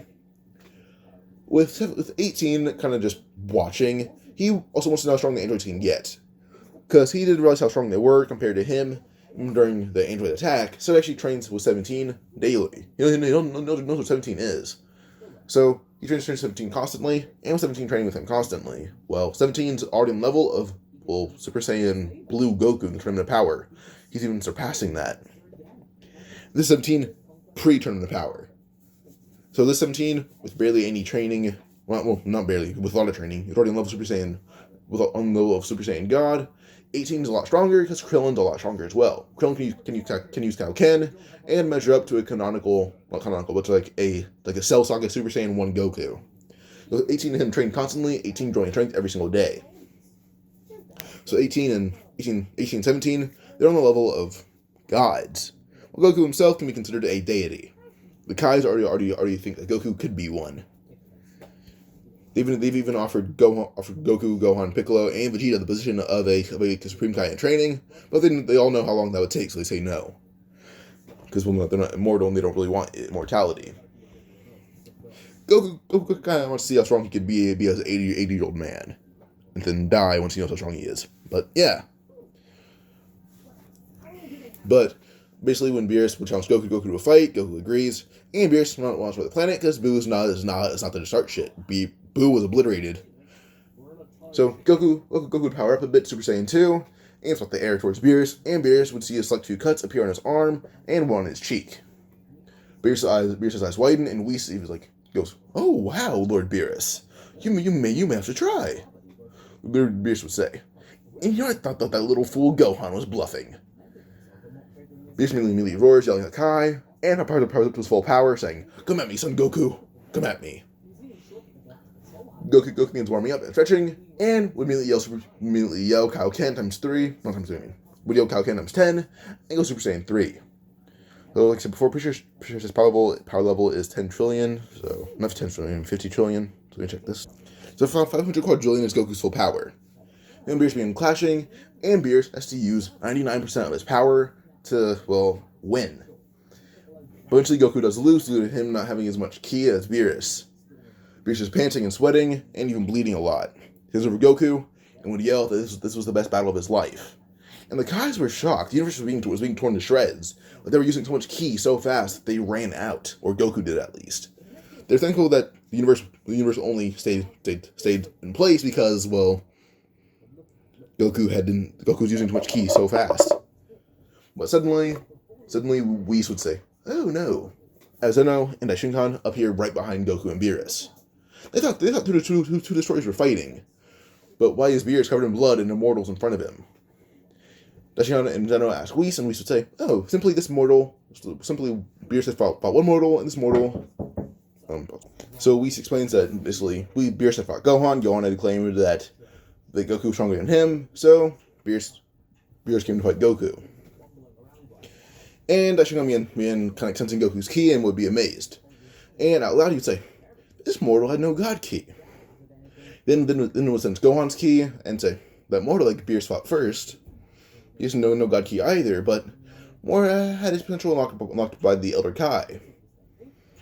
Listen, Beerus and Whis were shocked. They didn't even sense for that. They sensed for just raw power. Whis had said, My. Guess even if I train Goku for a month, he may even surpass Lord Beerus." Daishinkan chuckle, saying, I'd give it a week. And Daishinkan actually asked Goku if he would be the next god of destruction, but Goku would say, no, he has no interest in being a deity. He has no interest in being, well, immortal. Does kind of confuse that Shingon because a lot of mortals would wish to be, well, immortal. And Goku, like, well, he gets to do whatever he wants, he can travel universes, but Goku still says no. But he points with Vegeta or Piccolo, saying, well, Piccolo's already a deity, he may have interest in being a higher ranking one, and then, well, Vegeta's Vegeta, he may have interest in doing that. Vegeta would not saying, I do have interest in it. Piccolo says, nah, I'll guard Earth as long as I live. Goku would laugh, saying, Piccolo, with as strong as you are, and how strong you are compared to Guru and Kami, I guarantee you live a few thousand years. Piccolo would sigh, saying, I hate how dumb you are, Goku. Goku would chuckle, saying, am I wrong? Piccolo would say, probably. Goku would just sigh and look at Shingon, saying, I'll stick to training on Earth. I don't really want to train with the deity. Beerus punched Goku in the face, saying, no, you will train, you'll be my sparring partner until I can beat you, Son Goku. Goku would sigh, saying, why do you beat me? Beerus says, no, I just had more ki. You could have beaten me if you had more. Goku would sigh, and with Beerus' persistence, Goku would train with Whis. But no interest in being a deity, he's just simply Beerus' sparring partner. And, well, Shingon specifically designed a certain area for Goku and Whis, for Goku and Beerus to train without destroying the whole universe. It's a room with the durability of 3 universes. Goku and Beerus train in this universe, well, this kind of mini-universe, big enough to only to fit the 2 of them and for them to fight. I'd give it like the size of a small country. So as Goku and Beerus fight in this basically pocket dimension, constantly over and over and over and over, we go to basically around the time of the Resurrection F. Around that time, basically, Goku was off planet, so was Gohan, who is trying to train with Kais constantly. Gohan has an interest in becoming a Supreme Kai, but with a lot of Elder Kais convincing. And Pan and Videl have interest in, well, they train with the Kais as well. Videl trains with the Kais mainly because Pan finds fun in it. Goten mainly sticks on Earth and trains with Piccolo constantly. And Goku does visit Chi-Chi because he does love his wife. She's still annoying, but he loves her. Now, eventually, we would have basically just Goku who would appear on Earth once he does since Frieza's key signature. When he arrives on Earth, he usually sees Frieza begging for mercy in his in his Golden Frieza form, with Goten on top of him, punching him in the face over and over and over. Goku begins laughing, saying, Frieza, you let a little teenager beat the hell out of you? And Frieza would say, damn it! And he would just yell in rage, headbutting Goten off of him. Goten, in his full power, is rivaling Golden Frieza. While Trunks, well, is stronger than Goten, barely. Goku would look at Trunks, who begins fighting Frieza as well, and Frieza being pushed back. But eventually Frieza begins going in rage, and uses his 100%, and is able to swat away Trunks and Goten. But they fuse into Gotenks, and Gotenks would go Super Saiyan 1. And that seems to be a little too much for Frieza, as Frieza begins coughing up blood and throwing up everywhere.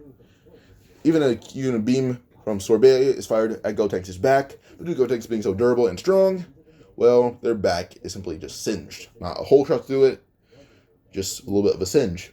And in response, Goten would just basically spit at that Sorbet, and so it was so powerful, it killed him.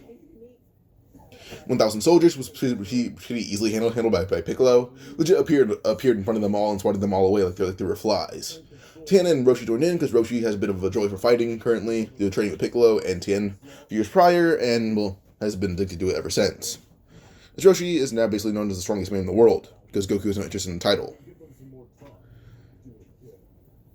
But, yeah. So now we basically just go to, just when the Resurrection F saga ends. Frieza had the ever-loving hell beat out of him. Saying Frieza had the dog shit beat out of him would be an understatement. Frieza had the afterlife beat into him, so to say. Or he was beat into the afterlife. He was being beaten up to the point where he died, come back to life, died, come back to life. That's how strong Gotenks was in Super Saiyan 1. By the time they're done, Frieza was just cowering in fear, and eventually he does die. Now Roshi, Piccolo, and Tien basically annihilated the whole Frieza force themselves, and they when I say now, they won. So we leave this arc behind, and we move on to the Universe 6 arc. In this arc, that was pretty simple. Champa would want Universe 1 Earth. Not Universe 1, I mean Universe 7 Earth. But he's kind of confused on why Beerus is sweaty, because Beerus doesn't really seem to be working out or anything, ever. He's very lazy. Vados had heard, basically all the angels heard what happened from Daishinkan. And Vados would say, Lord Beerus found a rival in power. Nabo's kind of shocked, saying, Beerus, a mortal got the better of you. Am I truly stronger than you now? Beerus say, No, you could never be stronger than me, Champa. And Beerus basically doubled in power in the last few months, almost 2 years. In the last year. But yeah. Now Champa does think Beerus is bluffing and will attack him, because he does think that Beerus got weaker. But as Beerus is attacked by Champa, he simply will swat Champa away. And as Champa is swatted away, he's swatted through 3 planets. Champa will be holding his cheek, and Champa's barely conscious. How strong this mortal that rivals Beerus? But he suddenly would see, as he suddenly tackled and sent flying into Beerus. Beerus would yell, Goku! Wrong cat! Goku would say, my bad. He looks down at Champa, who's unconscious. Beerus and Goku begin fighting in their pocket universe, and as they've been fighting, shock waves are letting out through it. They've grown so strong individually, or together, to the point where they both are now, if they clutch fists, they're able to destroy 3 universes at once. Eventually, Vados and Whis begin enhancing it as much as they can, and they make it slightly more durable, but it does cost them a lot of ki. Daishinkan kind of confused as he appears next to them, but sees that Goku and Beerus are shattering this universe. But then appears next to them, being interested, and will use a lot of his power to enhance the universe so strong, will enhance a small pocket dimension so strong, it can never be broken. It simply breaks into another timeline, and it's basically an endless loop of time. Zeno would leave, and he's still stronger than them all, but did use a lot of his own ki. Goku and Beerus came on training, and yeah. But Champa would just say that he can probably find stronger mortals, and Beerus challenges him to do that. Yeah, I dare you to. Champa finds Saiyans, he finds Hit, basically finds the whole team he used for the Tournament of Power, but trains them all to the best of his ability, even getting in shape to do so. Like, he's obviously eating unhealthy foods, as healthy foods possible, and trains as hard as possible. By the time the Tournament 6 thing would begin, well, Saiyans, Kale, Khalifa, Kaba. Kale has Super Saiyan, Khalifa has Super Saiyan 1, 2, and 3. Kaba has the same as Khalifa, but also has Super Saiyan God. And Kale gained control over her Berserker form. Hit had managed to time skip to the point you can pause time for at least 5 seconds. Then we have just the other team, I guess. Plus the Namekians, and there was stronger Namekian on their team. And not on their team, but on Universe 7's team, and they has is he a fusion, and he's a fusion of 3 Namekians. Not 3, but 2 Namekians total. Oh wow, the Namekian race must be small. But they examined the planet Namek and realized that, well, it's a full planet, Piccolo is just insanely strong himself. Another shocked, because he's fused with a warrior Namekian and a Namekian that can create things. So, that's a little concerning. But yeah, the tournament, Vegeta will fight Kaba first, and Kaba, as he fights Vegeta, Vegeta would use his base form against Kaba's full power. Until Kaba began using God Ki, and Vegeta needs Super Saiyan 1, and Super Saiyan 1 proves to be too much. Vegeta should have just powered up a bit in base form, pushing himself to his limit in his base, and then destroyed Kaba. But this shocked Kale and Khalifa, because Kaba's Super Saiyan God form was very formidable. So if Vegeta only needed Super Saiyan 1 to beat Kaba, basically stand against him, who's not even the strongest. He's one of the lower ranking ones. Because it's Goku, the strongest, then Gohan, then Piccolo, who actually somewhat surpassed Vegeta by now, and Goku, Gohan, Piccolo, Vegeta. Those are the 4. And then we had the humans being Tien, Krillin, and I almost said 17. Goku, Gohan, Piccolo, Vegeta, then Krillin, Tien, Roshi, and I guess I'll include 17. 18 was Bizio Marin. So yeah, now they all kind of get turns against fighting Universe 7, Fighting Universe 6. And, well, they're going to take turns because they want to. Vegeta took care of Kaba himself with Kale. That was left up to Piccolo, who basically just put her under a trance and it knocked her out. She went into her berserker form. Piccolo chopped her head, put her kind of under a a spell, and it made her tired, and she passed out. And then we go to Khalifa, who would fight Gohan. She attacks Gohan, who's still in his work attire. He didn't have time to change in a battle uniform. She attacks Gohan. He got dodged quickly and chopped her on top of the neck, and he's unconscious. This is base form Gohan against Khalifa, who have full power, Super Saiyan 3 full power, Master Super Saiyan 3 at that. She was just unconscious on the ground. Kaba was shocked. Kale had her jaw dropped. Now Goku versus Hit. Hit would cross time for a full 5 seconds. In the moment he attacks Goku, Goku was gone. When time skip was gone, he feels a hit against his back, and suddenly he sent flying into the ground with his spine shattered. Hit is coughing up blood, and Goku landed over him, saying, skipping time. Interesting. He asks Beerus if you knew that, and Beerus says, no, but I do need to learn. That'd be interesting to use against you. Goku not saying, agreed. Goku puts his hand on Hit's back for 2 seconds, and Hit stands up perfectly fine. He rubs his spine, all his injuries are gone. Even a little bit of cold he had going. Hit would question Goku why he did that, and Goku would say, he's a master of ki, martial arts, spirit control, which includes what he just did to Hit, which is healing.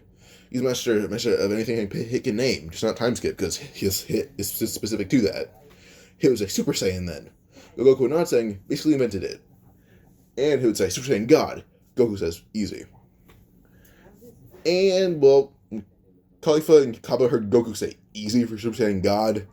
Kaba demands to see it, and Goku powered Super Saiyan Blue, and Kaba's jaw would drop. Goku dwarfs every single person there. It's not Beerus, Whis, or Vados. And Piccolo, Vegeta, and Gohan, well, they have God Ki themselves.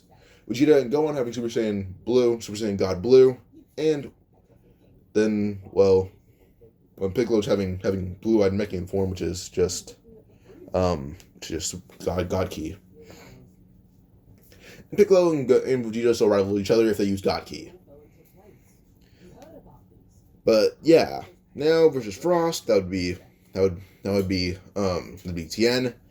Tien's third eye is able to track Frost pretty easily because Tien's third eye, well, he kind of uses it as like a microscope. He's able to zoom in on everything pretty easily, even to a microscopic level. He's able to see Frost's needle and dodges it narrowly. And then we'll use clones to surround Frost, and a few of them kind of make extra arms to hold him in place. And Piccolo will grab Frost's arm with a needle and tells Frost that he's sad to do this, but tears off Frost's arm. Frost would deal him pain and throw the arm to the examiner. The examiner kind of fumbles it, but we'll realize there's a needle on it, and like Frost is disqualified. And Frost would be yelling in pain, but Tien heals his arm, and Frost is shocked. Tien had enough, sportsmanship. He was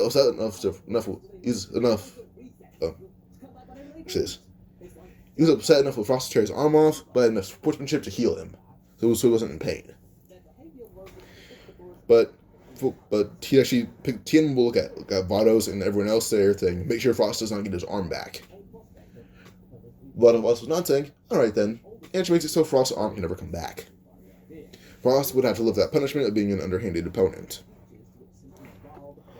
And then a random Yardratian. Let me find the Universe 17. Universe 16. So then we would begin to go on further with Roshi versus Botamo.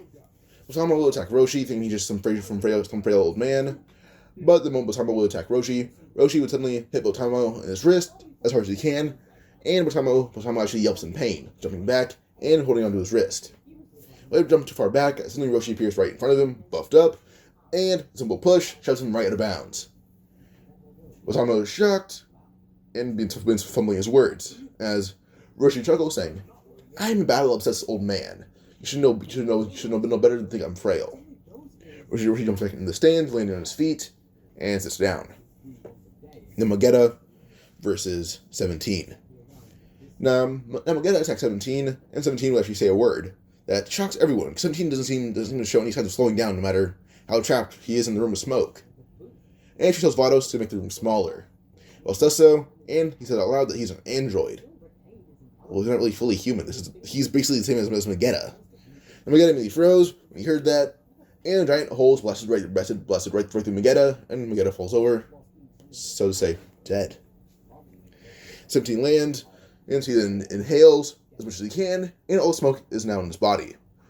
Then the dome is released, and he breathes it all out, coughing a bit. Understands himself. Now one Namekian versus Piccolo. When the fight starts, Piccolo just literally shoves his fist through their chest, and then will yell Force Spirit Vision. Every single Namekian they fuse with is shot right out of their body. Piccolo pulls his arm out of the Namekian's chest, and the Namekian would realize there's no hole there to begin with. Piccolo basically just put him under an illusion. But Force Spirit Vision was a real thing. It shot every single Namekian he was fused with out of him.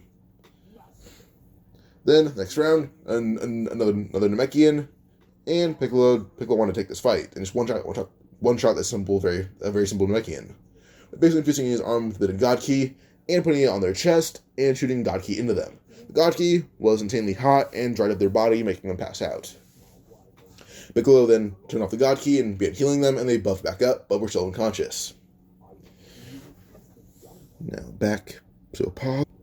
That was leave Dr. Rota versus Krillin. So Krillin would jump right at Dr. Rota. Dr. Rota's the hog-looking guy. And with this, well, Krillin isn't phased and quite literally kicks Dr. Rota in the face as hard as he can, knocking them out. So I'm pretty sure the fighters were Goku, Gohan, Vegeta, Piccolo, Tien, Roshi, Krillin 17. There's 8 of them versus 10 of Universe 7. Not Universe 7, Universe 6. So 8 versus 10. So it seems pretty fun. But yeah, so Krillin just basically one-shots Dr. Rota with a very simple kick to the chin, or not chin, to the cheek, and it knocks him out. Now, Kale and Khalifa do put on Potaras because the Supreme Kais are there, and they fuse. Goku would just jump down again, saying he wants to fight them.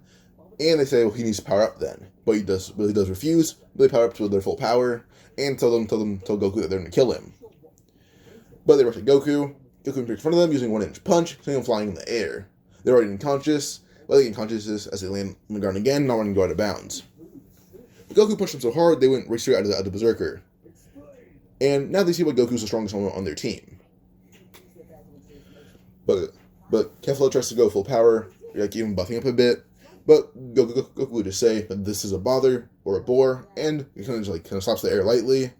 Suddenly, a gigantic slash would appear on Kefla's stomach, blood flying everywhere, and falls over unconscious. Now this shocks Champa and everyone in Universe 6.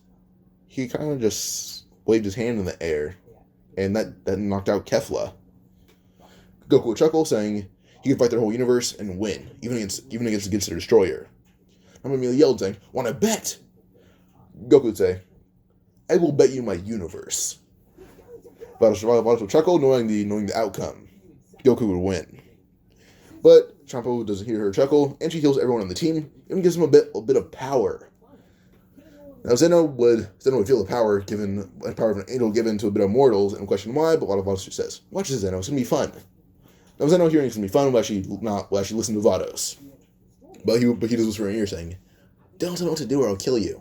She would nod nervously, and it's going to be basically it's like full power Hakai, Champa versus Goku, and the rest of Universe 6 powered up with a bit of God Ki. We attack Goku, and Goku just one-shots Kaba immediately. Kefla still at full power, but using God Ki, transforming it into Super Saiyan God Kefla. Goku even has to go Super Saiyan 1 against them, but that's really it. Takes down most of Universe 6, just with simple one-shots or 1-inch punches, because Goku's preferred move in this one. Plus a bit of rock, paper, scissors. Just one punch, one to make in, eye poke for the other one, then chop for the boar guy, or slap for the boar guy. Now versus Champa, Super Saiyan 3. Full power, and using a bit of God Ki. Now with this, Champa will attack Goku, and Goku begins attacking Champa. As they fight, eventually Champa is defeated because Goku will outlasted him in endurance and with more ki. Champa's on the ground unconscious, and Goku's still standing with a bit of bruises and a little bit of blood. Piccolo was pointing at Champa, calling him a loser, and jumped in the stands, powering down. It lands, Champa would chuckle, standing up a bit, and say, "So Beerus, this is the one that rivals you." Beerus would nod, saying, "Yep, and I'm a bit more durable, so imagine how I'd look once I beat you like that." Champa would sigh, saying, "So it seems that I'm still weak." Beerus would nod, saying, "The weakest." He scoffs and would use Super Dragon Balls to restore Universe 6's Earth. Eventually with this, we move on to the Goku Black arc. Trunks returns, but Trunks returns, well, he still returns in like a good condition, but when he's followed to Goku Black, I guess everything goes the same when Goku Black would then attack them. Like, the fight happens, just Goku Black is fighting Goku. Goku powers at full power, Goku Black does the same thing. And Trunks is a lot stronger in this one, because he trains a lot harder, because every single Z fighter's alive again. As he trains a lot harder, he even trains with the Kais.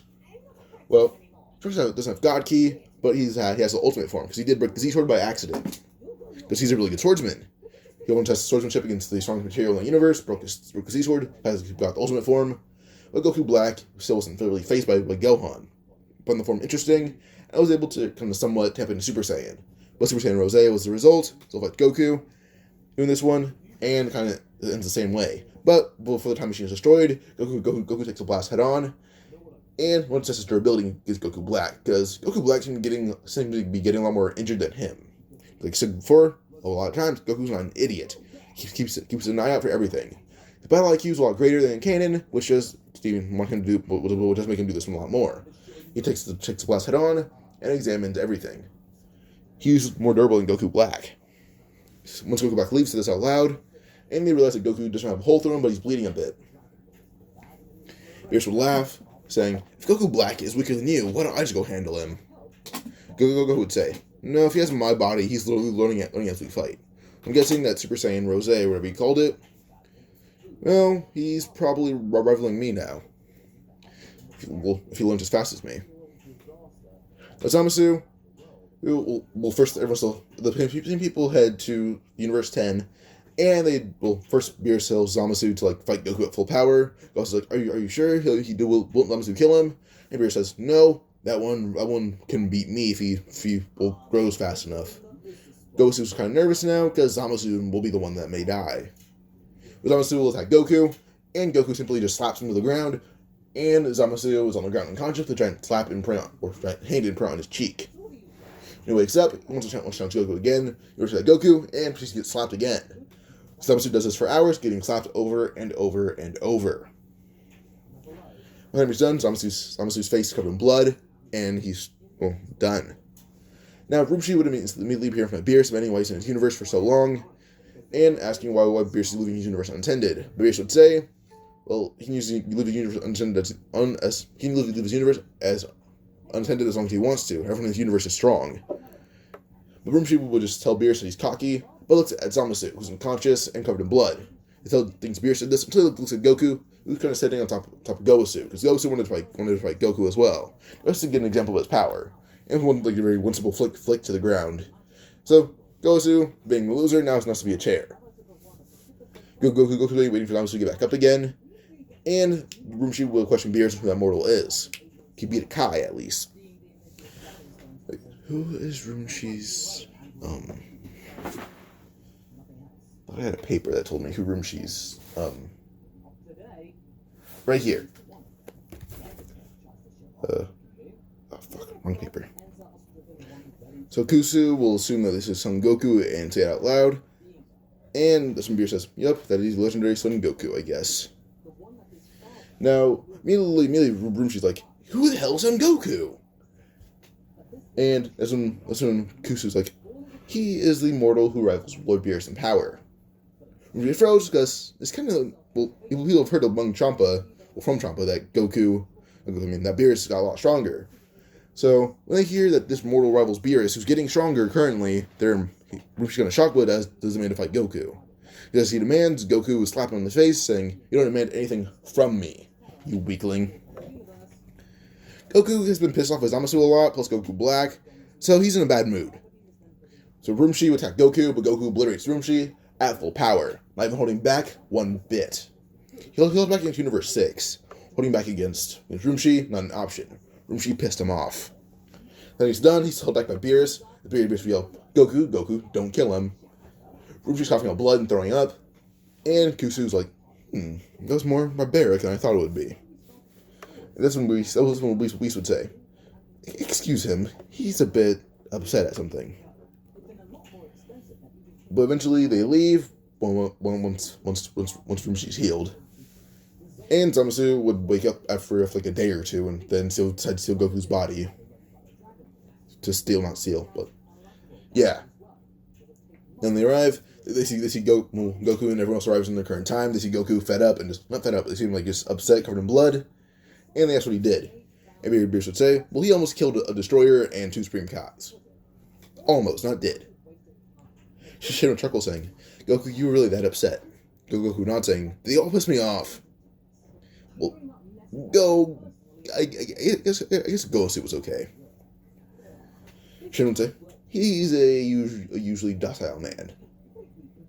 But now they are back to the past. Everyone does. Not everyone, but just basically Goku, Trunks, Vegeta, and Gohan comes because, well, Trunks is basically kind of one of his best friends. He considers Trunks his best friend because he trained Trunks when he was a little kid.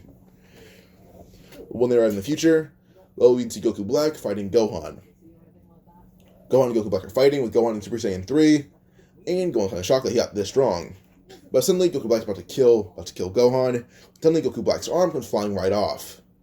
They see Gohan holding a chipped blade of the Z-Sword.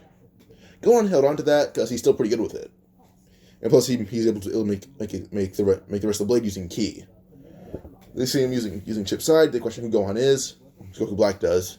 But look at future Gohan and Gohan, well, present Gohan and future Gohan.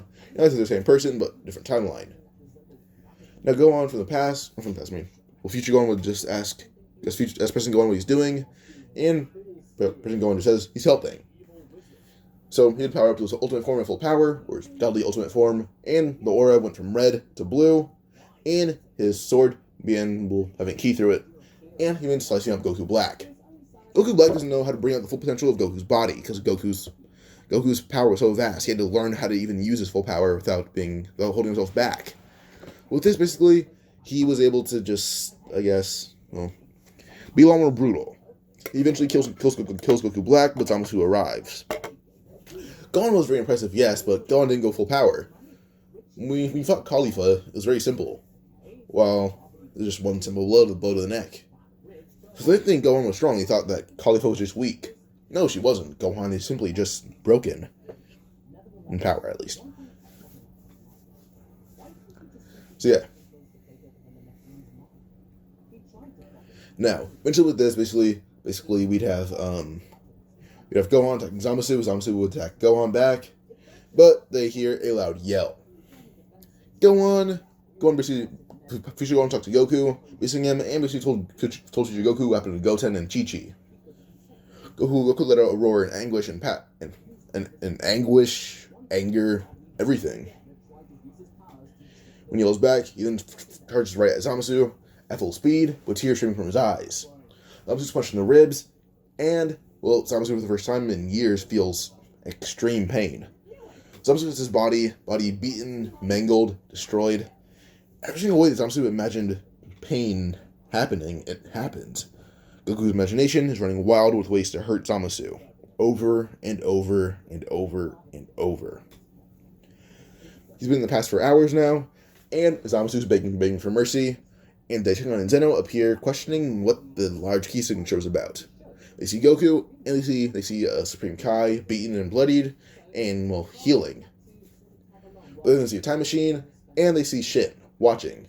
Daishingan would question Shin, and Shin would say that basically he blames Zamasu for this, and Daishingan and Zeno are too lazy to dig into this because, Zamasu's the one who getting the hell beat out of him. But they say that basically Zamasu invaded their timeline, so they fought back by invading his and killing him, but he seems to be immortal. Zeno thinks this fight's pretty fun, so he gives him a pass. And after another few hours, Zamasu actually is begging for mercy. And when Daishingan hears mercy, he destroys the mortality placed upon Zamasu. Those also didn't expect this. As a whole, is punched right through him by Goku, and he dies. This Goku would leave his universe. Not leave his universe. Leave this timeline once, well, with the help of Daishingan, of course. Daishingan does say that since they don't do the fight, they get a pass, but just don't do it again. They leave, and I guess this would conclude this arc. The next arc pushes toward Tournament of Power. Zeno doesn't want to have a Tournament of Power. Basically, just most of the same fighters from Universe 7 that fought in the original tournament to fight against every other universe because they seem to be strong. They all do. They all have God Ki now. And 18 is extra fighter because 17 insists on having 18 fight, and Krillin does as well because Krillin insists that 18's on the level of Kaba. He says that, and Daishingan and Zeno did deem Kaba pretty impressive. So, yeah. And Krillin wasn't exactly lying. So 18 is actually a little bit stronger. Okay, pause. 17 is stronger than 18, but 18 is on the level of a Super Saiyan God. Now, they all head to the power area, but they give every single universe, just not Universe 7, time to train. They give them 2 weeks in advance to train. And when, they're kind of shocked, Universe 11's shocked when they're like, oh yeah, you need some time to train. Because, Goku is no joke. They say that he beat Jiren as Jiren is now. Jiren trains very little, not really believing this, no matter who it's from. But he trains with an angel.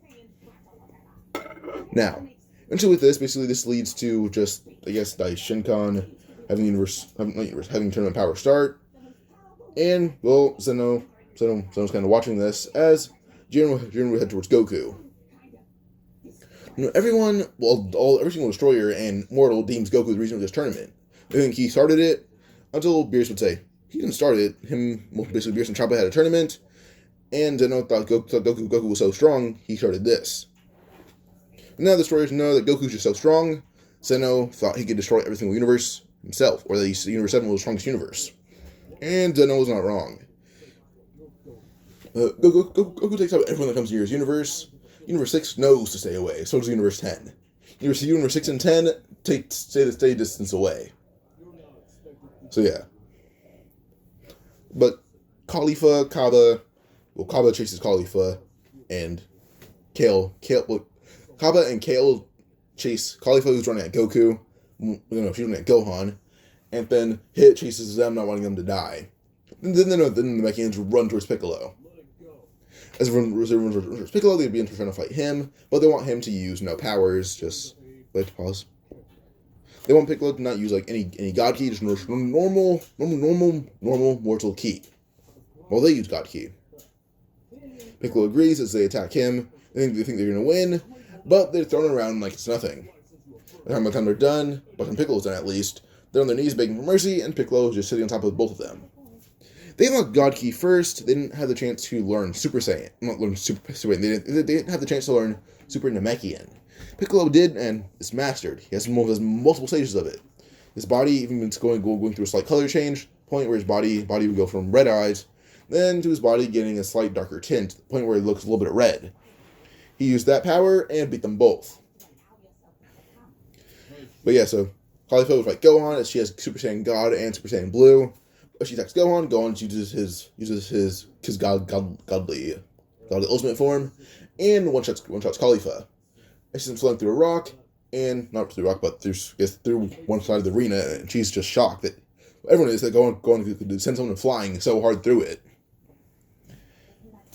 Then Kale would be getting enraged, and for the first time lose control of her Berserker form that's full of God Ki now. She takes Gohan, and Gohan does the same thing that he did to Khalifa to Kale.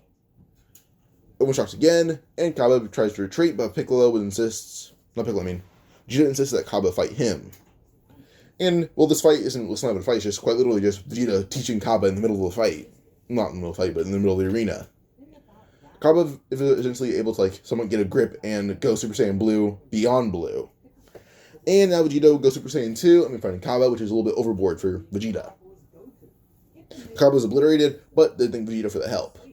Because now Kaba had to surpass Khalifa and Kale. Well, controlled Kale, at least. Hit would challenge Goku again, but Goku would say that Hit is too weak and points to 17, saying that's more his speed. 17 says, nope, that's more your speed. And they point to Tien. Tien just goes Kaioken at full power, and begins unleashing every bit of power he has in his body, and turns that hit. Tien and Hit fight, and they eventually lead to basically just a tie. Tien had so many techniques up his sleeve, he's able to get Hit off guard a lot, but Hit had a more versatile technique, or a more usable one. So Tien basically just submitted, he fell off the arena due to injuries, and Hit passed out in the middle of the arena, just due to his body being so beaten and battered. Plus, he was almost choked out at one point, so he just passes out, and he's eliminated. Hit and Tien eliminated each other. Goku would see Toppo and Jiren walking towards him, and Dispo runs right at Goku. But immediately, someone appears right in front of Dispo, and it's Roshi. And Dispo tries to tell Roshi out of the way, but Roshi just one-shots him halfway across the arena, and Dispo is shocked that Roshi was that strong for being an old man. But the one thing that Dispo was more interested in, Roshi caught up to him, and Roshi was on the other side of the arena.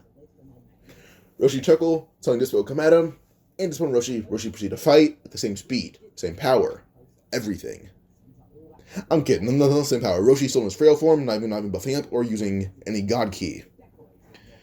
Eventually, Dispo's hit in the air. Roshi jumps up, slamming him down to the ground. And when Dispo looks up, he sees a buffed up Roshi with his body exuding a red aura. This is Dispo begins panicking. Suddenly, he's pounding the ground over and over and over until he's unconscious and thrown out of the arena. The rest of the Pride Troopers attack Roshi, but him and Krillin take them all down. But now Toppo and Jiren versus Goku. So Toppo would attack Goku first, because he doesn't know when the tournament started, he just thinks it's Goku's fault. But Goku blocked Toppo's punch with a single finger. As Toppo and Jiren begin attacking Goku, he dodges all their attacks like it's nothing. As Goku, he didn't train at all during this 1 week of wait, but was still insanely strong, stronger than both of them. This Goku is on the level of probably stronger, but maybe on the level of Ultra Instinct Goku. Or at least Ultra Instinct Omen Goku in his base form. To fight Jiren, him and Jiren proceed to fight as Goku goes Super Saiyan God, and is equal to how he was in the original tournament power. But this Goku still has more power to use. Toppo was defeated, but not sent out of bounds just yet. Eventually, Jiren began using his awakened form at full power, and Goku would jump back and tell Jiren he has one last form to use. Goku begins buffing up a little bit, and goes Super Saiyan Blue, pushes beyond Blue, and mixes in Kaioken times 20. His power exceeds a destroyer, and his power level would go into levels unknown. Usually, his power levels will be able to be tracked by quadrillions, but he's even surpassing quintillions. Now going to around the octillions, I'd say. Let me check real quick. Make sure I get this right. Okay, sextillion. That's what I'm thinking of. Sextillion. This is the power level. Goku would be in around 50 sextillion versus Jiren, not even on that level yet. Not even leaving quintillions just yet. Beerus is on the verge of leaving the quintillions, but not quite just yet. Wishing I'd put him on like the early sextillions as himself, so yeah. Goku begins abusing Jiren. Eventually with this, Jiren is defeated, but there's a little landslide. Goku disperses power as he begins panting and sweating, and lightly throws Jiren out of bounds. As Jiren hits the ground, he's unconscious. Well, it's the same as he's unconscious. And Belmont is shocked. Goku is truly that strong. And this was Goku showing honor to Jiren by using his full power. He didn't need to, but he decided to. And still, Jiren could not compare. So it was just very surprising to them all.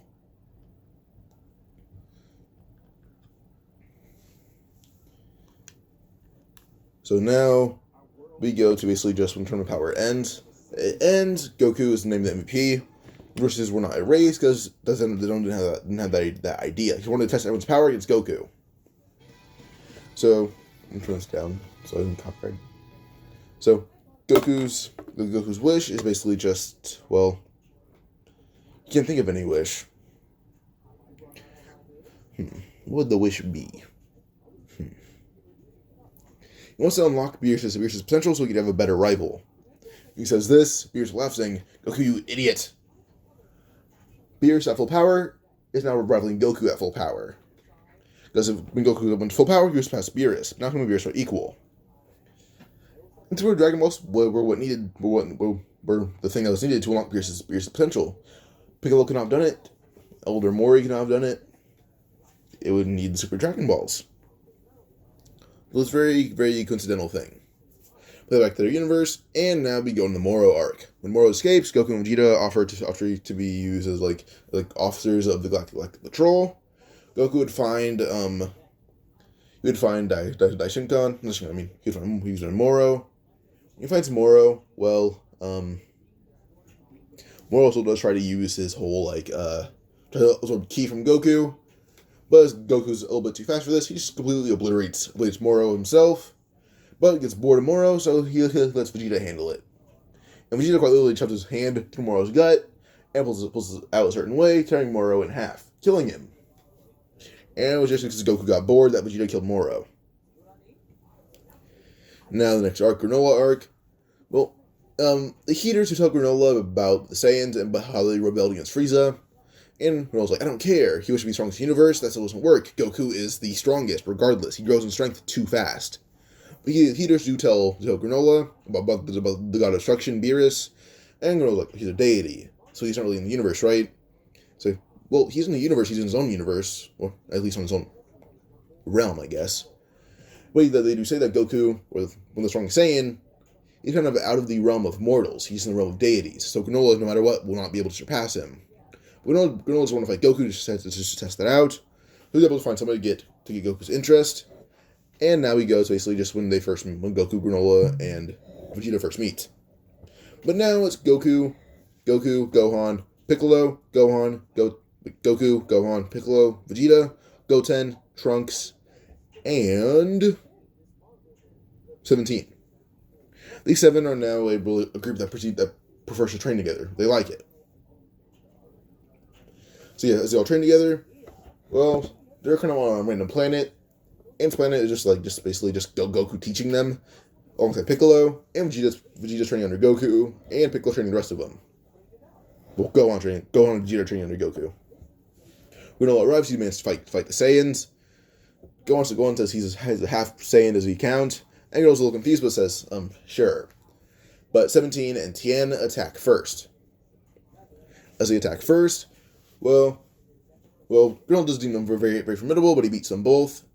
And then he would go on to Piccolo and Gohan. As they fight him, well, he's kind of shocked. Their power is overwhelming.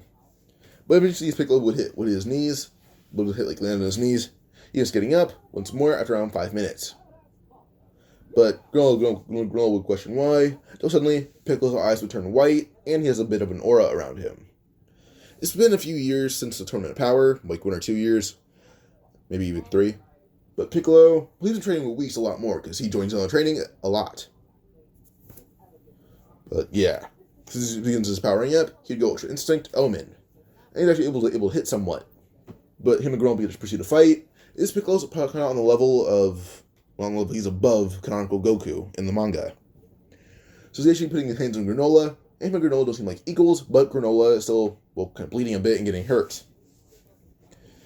And then with this, Piccolo's still beaten, but Granola is kind of injured. Then versus Vegeta, who's not as strong as Piccolo, but still pretty strong. Granola still beats Ultra Ego Vegeta.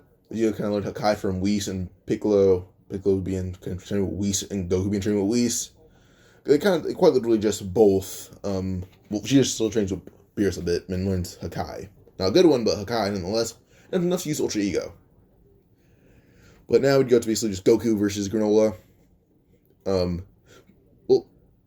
Piccolo and Gohan kind of held back because they wanted Goku to enjoy the fight because they do know Granola is strong. They're not on Granola's level, but they did hold back so they didn't weaken Granola too much. Granola would attack Goku going full power, and Goku would have a giant grin on his face that even scares Granola. Goku then roars, going Super Saiyan Blue, and going to Beyond Blue.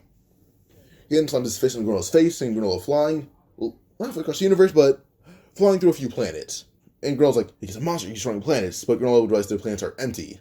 Goku's targeting empty planets only. So then suddenly he's kicking on planets, particles away, but towards Granola specifically. Granola has to dodge a few of these. Goku's moving so fast that breathing doesn't really matter to him right now. He's able to hold his breath long enough until he reaches Granola, and when he reaches Granola, puts him in a headlock and is choking him out. Granola is able to use his very best physical strength to push Goku off of him. Then Goku begins using a new power he unlocked. He pushes Super Saiyan Blue 2. Super Granola proceeds to keep clashing fists. Goku eventually pushes Granola through another planet. It's empty, and Goku through a good portion of it, not the planet to blow to pieces. But Goku stays on the planet, catches breath, and Granola would meet him on the planet. While they're on the planet, Goku and Son Granola, it's fun that he can go all out now. Granola begins buffing up a bit, going full power, and now Goku then begins going into Super Saiyan Blue 3. His hair grows out as long as possible, and then Goku would then roar as he then uses Kaioken times 2. Super Saiyan Blue 3, his body is already being torn apart a lot more than Kaioken times 20. So he can use his form for 5 minutes tops. So as Goku just proceeds to attack Granola's being overwhelmed and getting the ever-loving hell beat out of him. By the time Goku's done, Granola's spitting out blood, teeth, and Granola can't really imagine how strong Goku has to be for him. Well, not Goku. Can't imagine how strong Beerus is. So, yeah. So this is just shocking to him. With this, Beerus saying, Goku, who are you fighting? But he sees Granola, who's unconscious and beaten to a pulp. Goku would say he's trying to show Granola a bit of a show. Goku wipes a bit of blood from his nose and mouth, and that was really just from the strain of him using Kaioken and Super Saiyan Blue 3.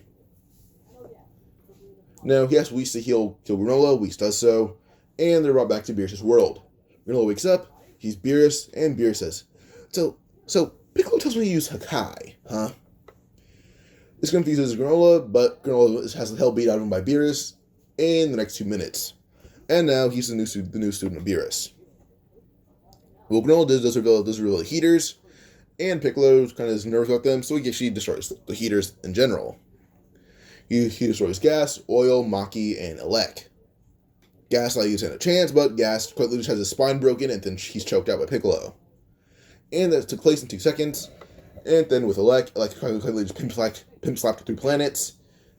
Maki starts to attack, and she's simply just punched in the face full force. Then with with Oil, has a hole punch through him.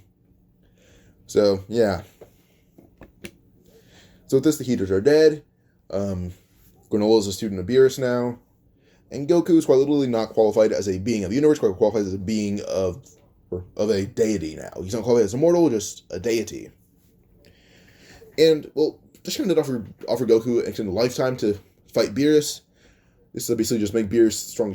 Goku wants to stick around intentionally to make Beerus as strong as Whis. That's his goal. Whis doesn't know this, but Beerus does. Only Beerus and Piccolo do. And Gohan, he knows his dad's intentions. Gohan, Beerus, and Piccolo, they know Goku's true intentions, and they're pretty fine with it. So yeah, but now with this, we get in this movie here, I guess. Hope you guys enjoyed. Broly movie. I'm gonna go over that. The Broly movie is not really even a movie. It's quite literally just a short film or a YouTube short that can go from 60 seconds. Oh no, it can go from 2 seconds to 60. And it's one of the 5-second ones. Goku just goes Super Saiyan Blue 2 and one-shots Broly. That's all that was. And Broly still lives on Vampa, but is friends with Goku. But yeah, this concludes this part, or this movie. If you guys enjoyed, like, subscribe, comment for another one. Goodbye.